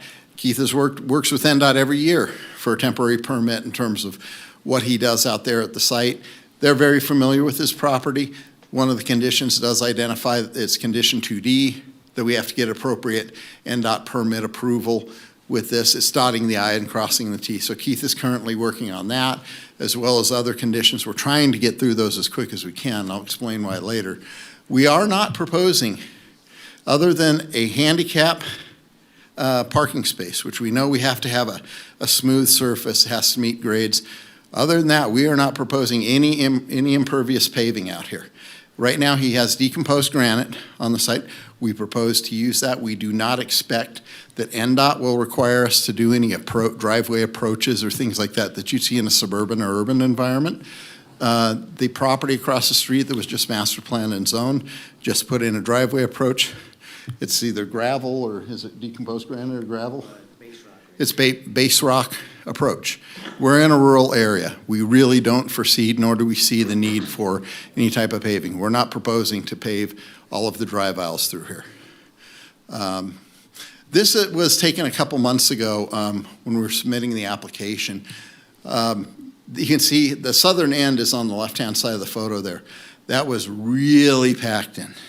Someone else was leasing the property. Keith went through court battle to get them removed because he was asked, you need to clean this up. You need to get stuff off of the property. He couldn't do anything with that. Finally got a resolution through the courts, and he went out and took some other drone pictures in that yellow highlighted area. That is now fully cleaned off. So Keith has been trying to very proactively go through and address issues. He's got his building permit in for the primary use. That's one step. He's been proactively trying to get the site cleaned up. He's got his own equipment out there too that he does rent. So a lot of that's still there on the northern end, which is now on the right side of the photo. A lot of that's his. There is some that others have rented. But he's trying to get through this and make sure that he has dotted all the I's and crossed all the T's relative to the code. I found a whole bunch of really cool ones that were kind of eclectic, artsy, a frog kissing a cat, both wearing weird hats or things like that, and some weird thing. Keith doesn't like those. He wanted more of the outdoors things, so I kind of stayed along that line in some of the images that I was able to find for existing mural-painted Connex boxes. Art cars, the ones on the top I just pulled offline. Those are some examples of art cars that are out there at Burning Man. Down below, those are actually trailers and some different historic or artfully historic pieces of equipment that are already on the property. So he won't know from year to year, day to day at times, maybe what he'll have there. He can get creative with how he may be able to get murals painted, give somebody free storage. You paint me a mural on here, something that works. There's different things he can do, but they don't come quick and they don't come free. So I'm appreciative of Eric's comment on some kind of reasonable time frame to get things up to what we'd like to have in something unique that you go along and go, oh yeah, when you're going up to Gerlach, you'll know you're about 5 minutes away when you pass that. It's a whole bunch of Connex boxes painted, these murals. That art car on there, that was one I pulled offline. It was pretty easy to trim out, so we put that one on there, a little rhinoceros. But that was not on his site. Some of you may know this if you drive up I-5 in Weed. It's called Truck Village on I-5 on the eastern side of the road. And they use that for screening. Now, part of the highway, you can actually still see into the yard, but from the frontage road, it works as screening. So it's like, yeah, that's the same kind of concept right there. Cadillac Ranch is just fun. It doesn't create screening or anything in Amarillo, Texas.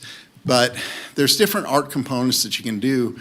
And They have these water trucks out there that are just brightly colored, and you know where you are when you're going past it. So Eric mentioned the art trail. He brought this up to me. I was unaware of it. Gabrielle Enfield has reached back out to me on an email over there. And then there was one other email that I got. Yes, this is something we'd like to be part of. I have been told that this is only county or public-owned properties at this point.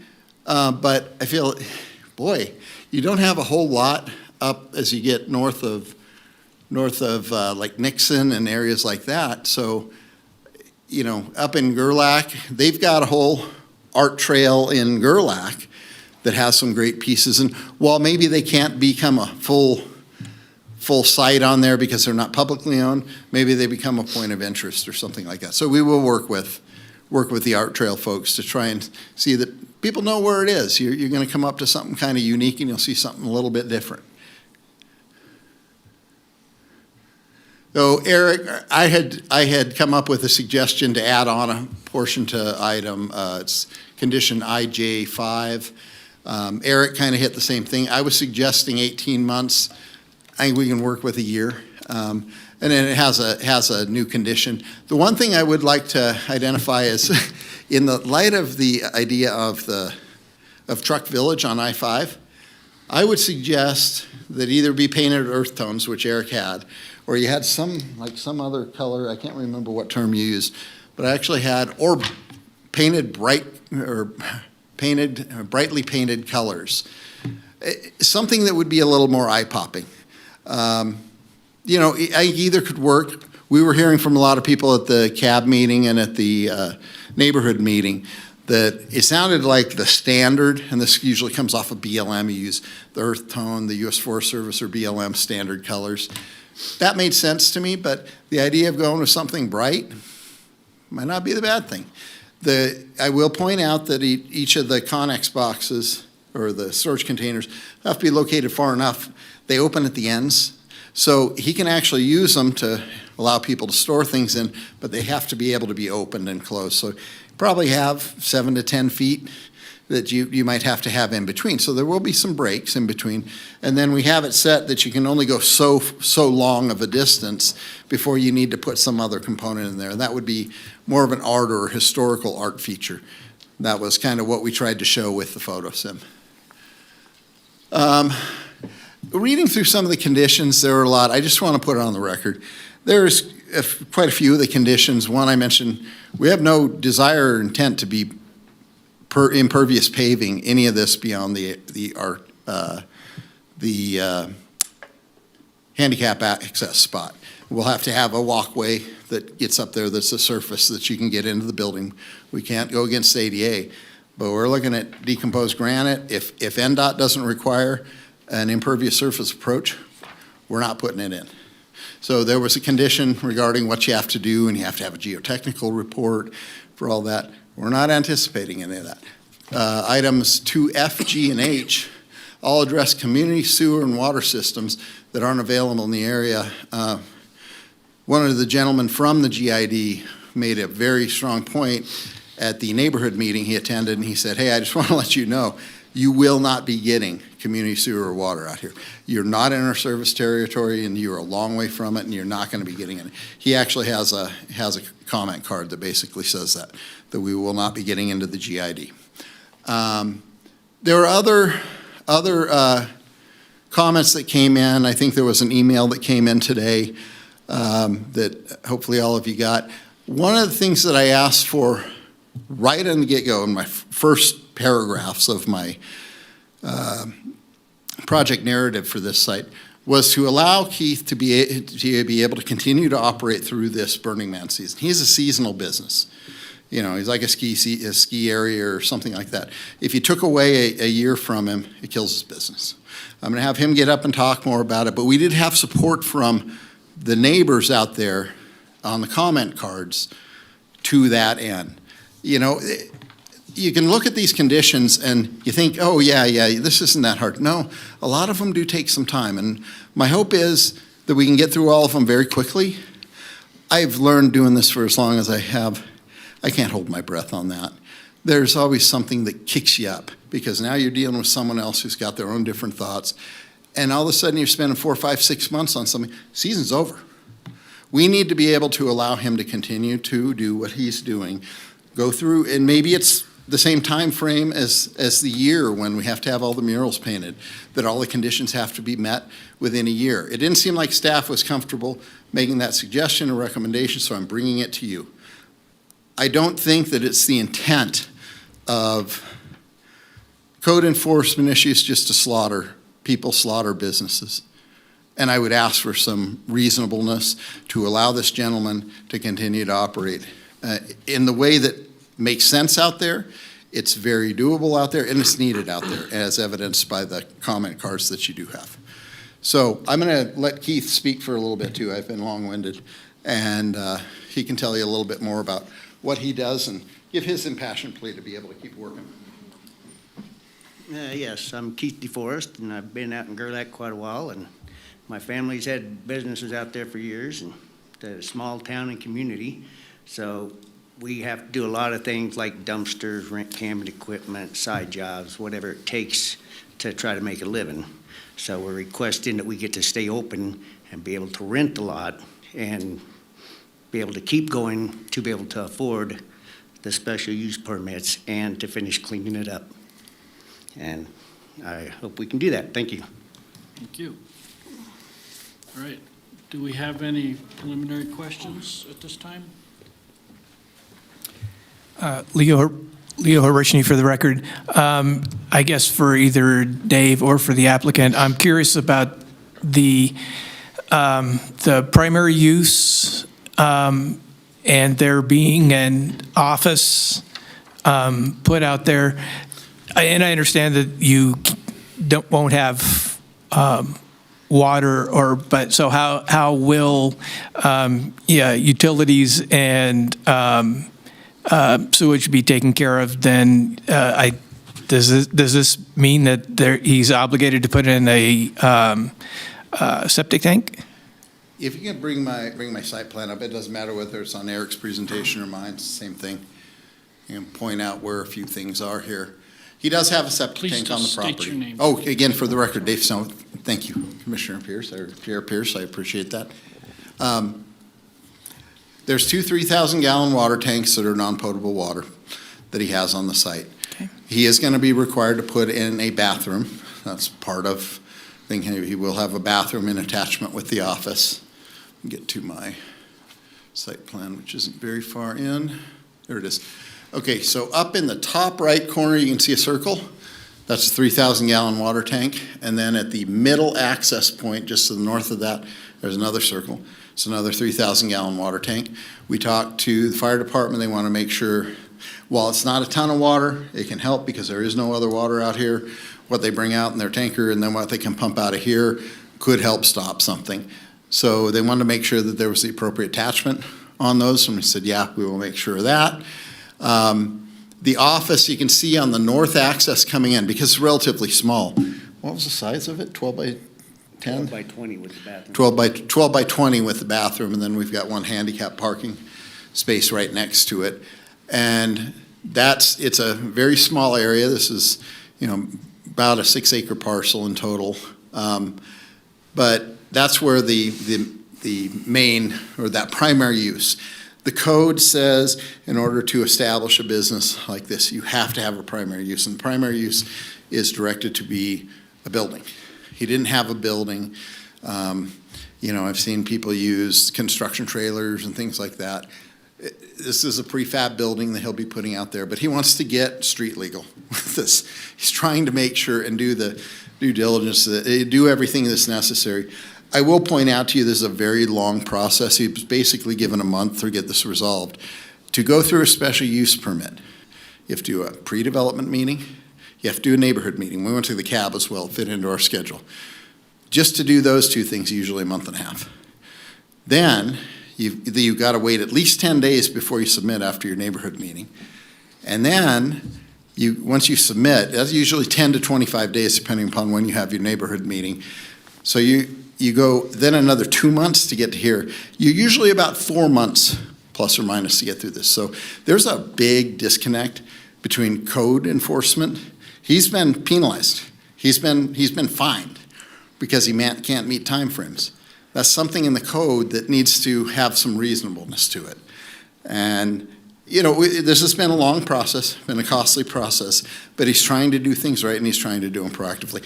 I know I diverged strongly from your question, but I appreciate the time and the indulgence. That's fine. So what was the building permit put in for the primary purpose? You yeah. just put building? No, an office, so it's the Just office for to Black put an Rock office Rentals. in? Yeah, so it would be the office for my company, Black Rock Rentals, with a handicap bathroom and handicap parking for the people coming in. We have very few people coming in because they just drop off a trailer and leave, so it's not like we have a So lot the of traffic. purpose of the building permit is just states office? Establish my office, yes.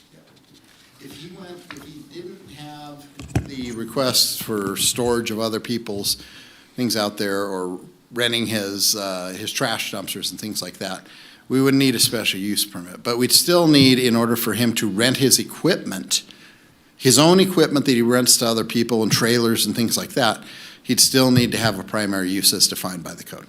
So there were two components to this, and that's why I mentioned that this was coming in kind of in two different things. So you have the building permit and then you have the SUP. Thank you, Dave. Eric Young, Planning. In order to get a business license, you have to have a structure. And so not all of the uses that he wants to have on the property require the SUP. But to get any business license, even for the ones that don't require the SUP, he needs to have a structure. He needs to have a building. So he's submitted that building permit just to have any business license. Okay, thank you. This is Pat Caldwell. You'd mentioned that, and I don't know if this is part of this proposal, the continued operation. Is that something that we're deciding on today, or? Yes, basically I have a small business and I have. Please state your name for the record. Keith DeForest, sorry. Yeah, so I have a small business and it's a seasonal business with Burning Man. So if I can't continue this season, then I will not be able to stay in business, basically, because it is a seasonal business. Right, and we have the authority to do that. Is that true? And I may look at Eric for this one, and I don't know if he wants to talk about a possible code violation. So there were a variety of code violations that Eric Young, there are a variety of code violations that this special use permit will remedy. One of the issues is how long it will take to comply with all of the conditions that come along with it, and whether or not we would sign off on a business license prior to being found in conformance with all of the conditions. And so what the applicant is asking for is for the approval of the special use permit to be the trigger to sign the business license to allow him to move forward, and then asking for a period of time to come into compliance with all of the conditions in order to meet this season. So I can't think of a reason that staff would say no to that, because we have the business license is renewable on an annual basis, right? So he really does, whether we say it or not, he really does only have 1 year to come into compliance, because when he comes back in to renew his business license, if this stuff isn't in place, we just don't sign it. So we can state that so that it's clear to everybody that that's what's happening, that he needs to be in compliance in 1 year. But I think, I would love to hear your input as well. Yeah, and if Trevor. I could just add I on. believe that the approval of the special use permit and the granting of the building permit for the business will be enough to move forward and begin to come into compliance while he's operating the business. And if I I don't could, know. the process that the applicant is going through now, that is the mechanism for coming into compliance, to bringing this property into compliance to resolve the code violation. Okay. Okay. Just to clarify also, this board is making only one determination, whether to grant or deny the special use permit based on the findings in 810. The business license process is a separate procedure. Okay. Thank you. Okay, let's go to public comment right now, and then we'll come back to the board. Do we have any public comment? We can't hear you. Okay, we'll start with public comment on Zoom. First, I have Elizabeth Gambrill. If you would please unmute and state your first and last name for the record. Hi, this is Elizabeth Gambrell. I live in Gerlach, Nevada. And I really appreciate the meetings we had here where the community showed a lot of support. And I agree with everything that the staff put back. The visual screening was a very long discussion because we've had people out here who've tried those and their fences blow over in our high winds. And I am very interested in the visual screening because I think that is a beautiful idea out here and will bring more tourism and a happier attitude when people get to town. I just want to say that I support this 100% with all the different things that staff reported about what we can't do in our neighborhood, because I'm hoping as a member of this community that the beautification of this part of our community will urge people to beautify more in an artistic or creative fashion. And as we don't live near any large cities or anything we can do to improve our neighborhood is great, and Keith is doing a fabulous job on that. Thank you. Thank you so much. Next, we have Tina. If you could please unmute and say your first and last name for the record. Talk about no lights. Hi, this is Tina Walters for the record. I'm for the Black Rock rental and storage special use permit. I love the idea of murals as on the containers as a barrier, and we like small businesses out here. There aren't very many businesses, so we also support small businesses out here. And again, I just wanted to say that I approve. I'm for the special use permit for Black Rock rentals and storage. Thank you. Thank you. Tina, would you please repeat your last name, please? Tina? Can you please state your name again for the record, ma'am? It's Dina Walters.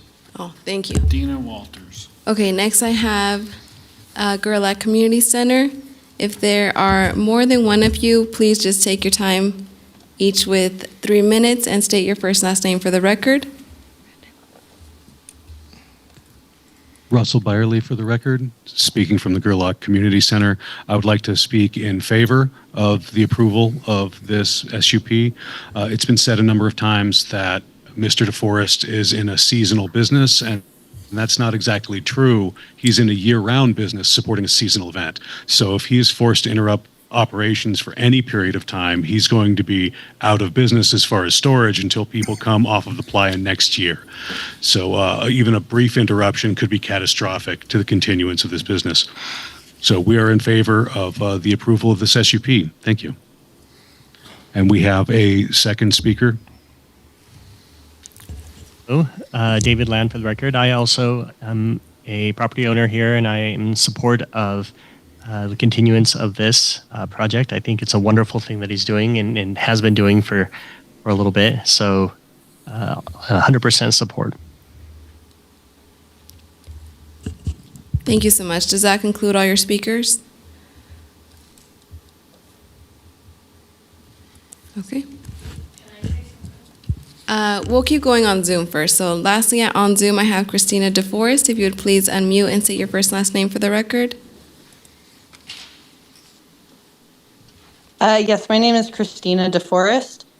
I have been, clearly I'm related to Keith DeForest. I am his daughter. I've been going out to Gerlach and Empire my entire life with just experiencing the natural beauty out there. And the idea of putting the containers with the murals and everything is a fantastic idea. It will bring a lot more light life to it while maintaining that natural beauty of the landscape. Thank you so much. I have no further hands raised on Zoom. I do have someone in chambers.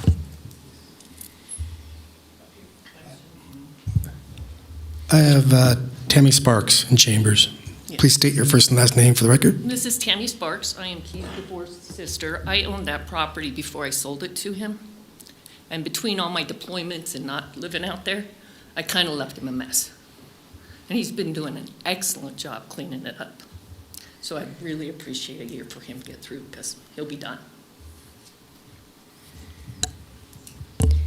Thank you so much. That concludes all the public comment we have in chambers and via Zoom.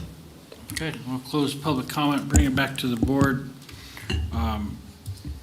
I've got a question.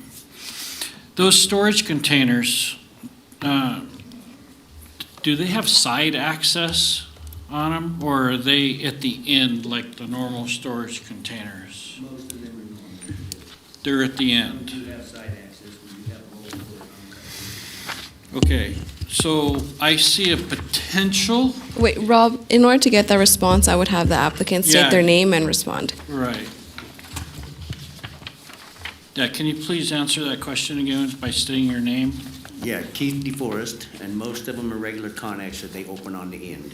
And then we Okay. do have a couple that have roll-up doors. We can put roll-up doors and make mini storages out of them. We have done that with some of them. Okay. I see a potential issue with them being lined up side to side. It's like you were saying that you can put two of the fronts together, but then you've got the doors, and the doors are, what'd you say, 7, 8 feet, and then you've got a space in between the other one where it comes and where it meets that. Well, for one, people are going to be able to see through that, and for two, if you have to get something heavy in there, like taking a forklift in there, I don't think you're going to have enough room. That's a potential issue that I see, but I would support doing the screening. I think those storage containers are fantastic. If you did something like what they're showing on that Truck Village, where you put them in an angle, and if you put them in an angle, then you won't have any issue with getting in and out of them, and it won't leave those variants of 10 to 20 feet in between the two where people can see through. So it'd be continual screening if you're up to that. I think that would look more aesthetic also. It'd look better. And that's personally. fine too, and I figured if I could, even if I had to screen small sections of the fence, it would Right. not blow down my fence like it has Right. before. But if staff's okay with that, that's a putting them at an simple angle or fix. anything's very simple, right? So- Yeah, that's a simple fix. Your thought, Eric? Eric Young, the standard for compliance will be like a subdivision. It doesn't have to look exactly like the picture. It has to be in substantial conformance, substantial compliance with the proposed plan. Right. So the proposed plan is to have the Connex containers, only so many in a row before you have to break it up with the artistic piece. But I don't know that whether they're end to end or a little bit angled would make a difference in the substantial compliance with the overall concept of Connex containers separated by art pieces, right? I don't know. I think they could come in. I don't know that we have to make a change to the proposed screening plan to show them all at an angle. Right. In order to move Right. forward. He can come in and show them at an angle. Right. I think the question is, do you want to require that? Or are you saying that you think that you'd like him to have a look at that and so forth? I would like him to take a look at that, and if he's willing to do that, I think that would be a viable solution to have access to these containers too. I think it will help you in the long run if you put them in an angle, because then you won't have anything in the way. If you need to drive a forklift in them or something like that, or you get a long object that's going in them, if you've got 10 or 20 feet in between the two and you get something that's 30 feet long, it might be a little difficult to get in it. But if you put them at an angle, then you can come straight in. That's what I'm thinking. But no, it's not, I'm not, going to make that a condition or anything like that. I'm just throwing out a suggestion on that. Right, and the people a lot of times pick them up and take them to Burning Man and bring them back. And So we that- can have them put any way they want, we'd like. Yeah. So. I get it. Now, Eric, you mentioned something about the slats. Slats deteriorate? We've had a lot of complaints about chain link fences with the vinyl slatting that goes through the chain link to make it obscured. The long-term maintenance of those slats is something that people complain about, and the tendency of those slats to break down from sunshine and from the elements in general creates a long-term maintenance issue. So that if 5 to 10 years later, that chain link fence looks like those slats have been deteriorated, broken, there's spots taken out of them, that becomes a code enforcement issue where we have to go out and say, you no longer meet the screening requirement. You need to fix this. And so even though that is a system that meets the code and that you can do it, and you can just do it without even asking, and just say, this is what I'm doing, here's my screen, it's not an optimal solution. It comes with a whole variety of issues that make it not the best solution for a property owner and the long-term maintenance of maintaining it. So that's the issue with those slats. It's allowed. It doesn't even have to be asked for. You can just say, here's my solution. We have to say yes to it. But it's often, and I know I do it, I don't know if any of you do it, but when you're driving around and you see one of those fences with the deteriorated vinyl slats, it's not something that you want to see in your community. Just going on year after year after year, right? So if we can come up with a solution that's not chain link with slats, I think that's an optimal solution. Okay. Well, I like the painted Connex boxes. I think that's fantastic idea personally, but anyways. Anybody else got any questions, comments? This is Pat Caldwell. I have one question. The use type is storage of operational vehicles, construction, sales, service and equipment repair and sales. Do you envision at all that you will rent spaces for people's use to have their RVs there, or is that currently what? Is that? Yes, sir, Keith DeForest.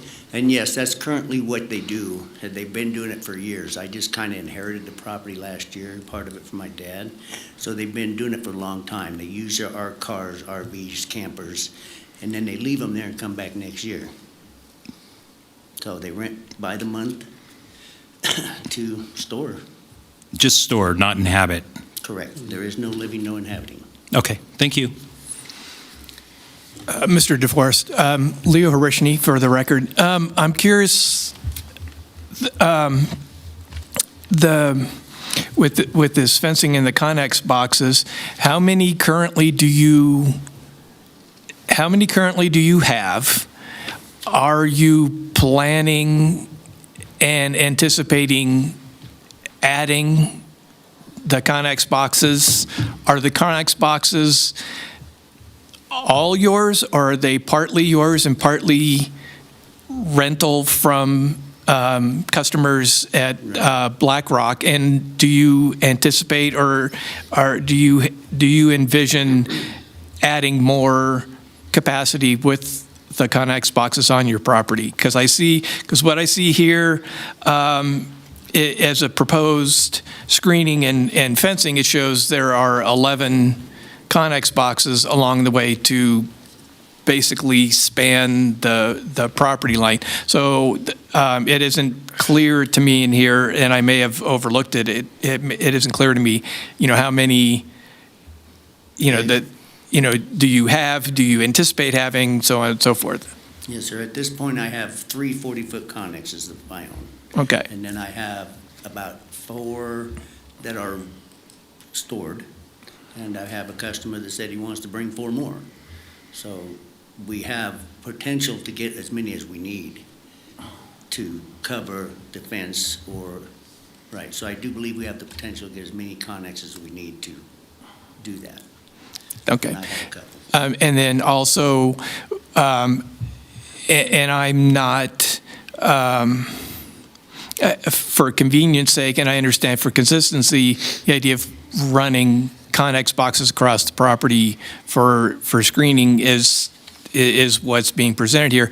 But the idea of possibly interspersing an art car in between the Connex boxes, does that come up? Is that Yes, we do potential? Yes, we do have some art cars, like there's a train that we would park like in between where the Connex breaks. So it gives some screening, but still we can pull the art car out and let them go in. So All right. that was our plan. And Mr. Young, is that considered, or is that considered an acceptable, anticipated acceptable option to maintain that visual, barrier / separation? Eric Young, Mr. Chair, Commissioner, the proposed screening plan actually calls for periodic insertion of an art car or other artistic element, and that is to purposely break up the connexes. I don't think we want just a solid line, even if they are angled. No, I agree. We don't want a solid line, and so the plan, as it's articulated, actually has number of feet that you can have of Connex car before you have to break it up with an art car or an artistic element. All right. So that's actually part of the required plan. All right. Thank you, sir. Well, I've got a question for you, Keith. So I was under the assumption that you owned all those Connex boxes. So when people borrow those, is that normally during the Burning Man season? Or people take them? Is that normally during the Burning Man season? Basically, the people rent. Please state your name. Keith DeForest, sorry. Yeah, they rent a space, so those are their own Connex. Okay. So they fill them up with their own stuff, and then they have a company come pick them up and take them out to Burning Man, and they bring them back after Burning Man. So they're only gone about a week, 2 weeks at the most. Okay, so there's just a couple week. Right. Okay, not So months they're just or. picked up.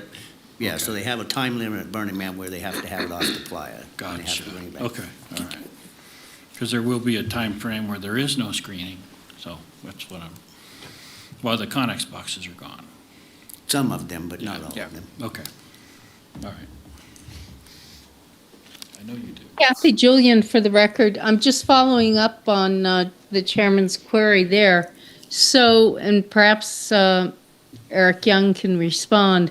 What would be how would you monitor for ensuring the consistency of the screening if these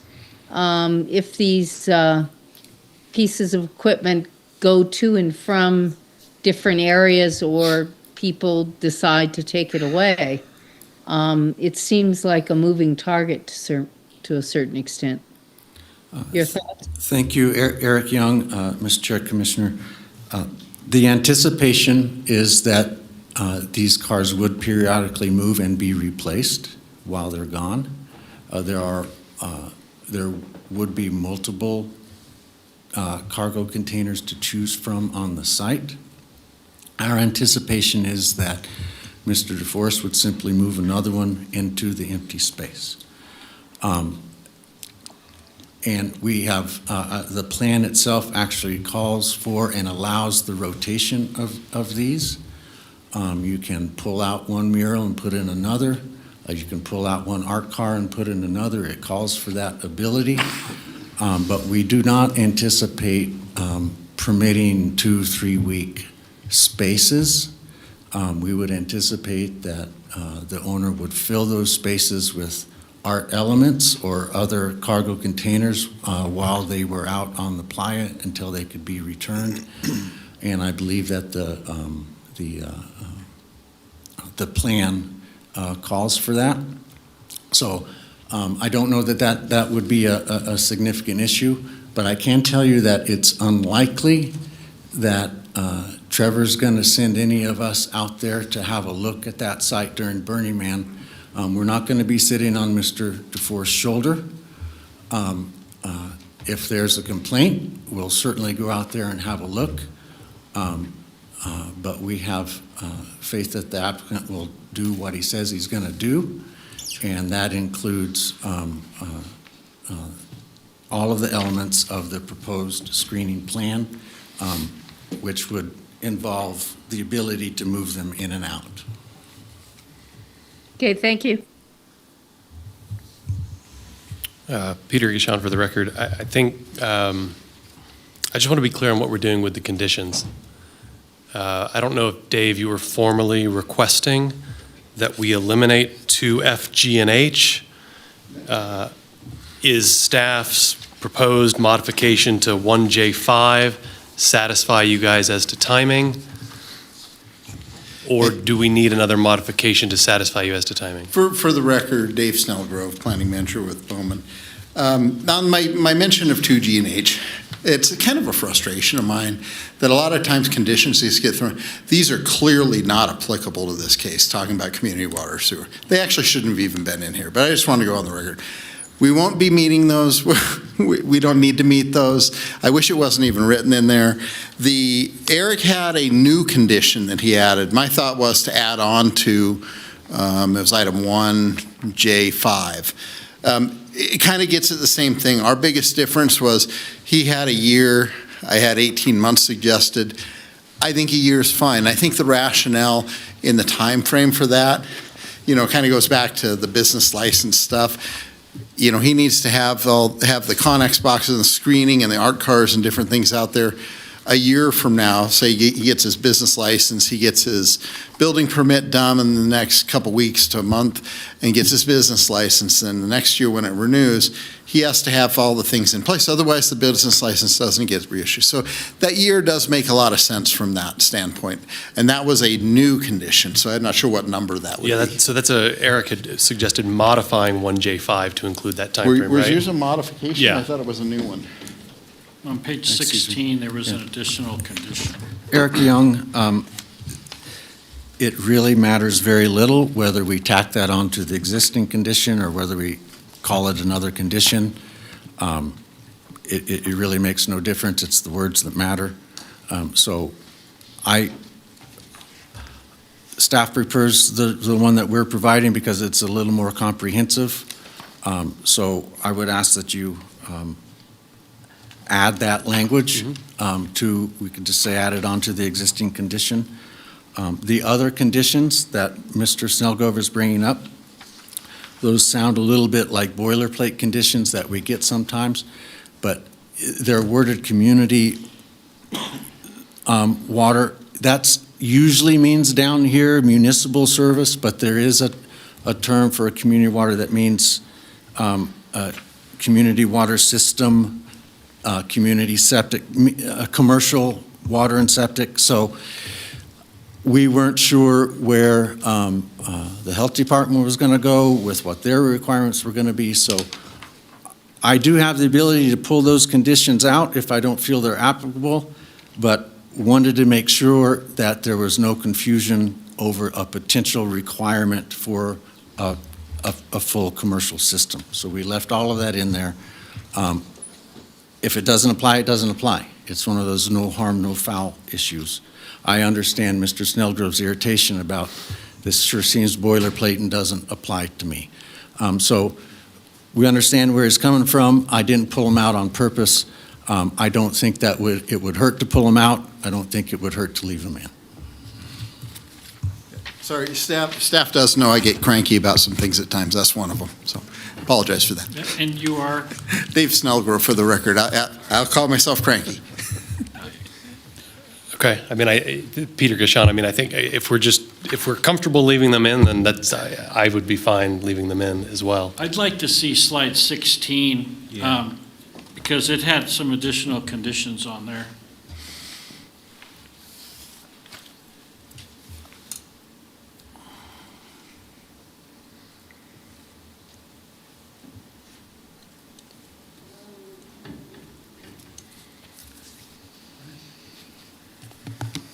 And I suppose while we're looking, Eric, you brought up public health 4A.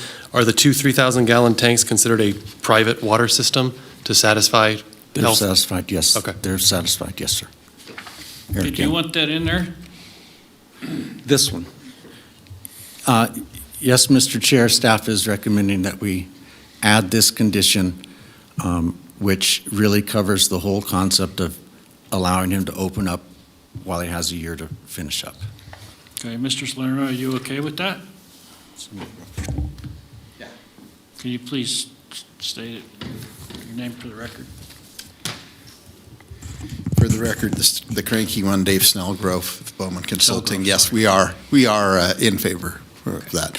And we had added on as a new condition, which is fine. Eric hit the nail on the head. What matters are the words that are there and that it covers things appropriately. Okay, so make sure we're doing it like you want it. Okay, anybody else have any other questions, comments? I'm in favor of this personally. I think it's a good plan. I think they've done a good job of presenting it. Anyways, if somebody would like to make a motion, I'll open it up for a motion. Peter Gashon, for the record. I move that after giving reasoned consideration to the information contained in the staff report and information received during the public hearing, the Washoe County Board of Adjustment approve with conditions, including the new condition shown on slide 16 of staff's presentation, special use permit case number WSUP 25-10 for Keith DeForest, with the conditions included as Exhibit A to this matter, having made all 5 findings in accordance with Washoe County Code Section 110.810.30. Okay, we have a motion. Do we have a second? Leo Harishny for the record, I second. Okay, we have a motion and a second. Any further discussion?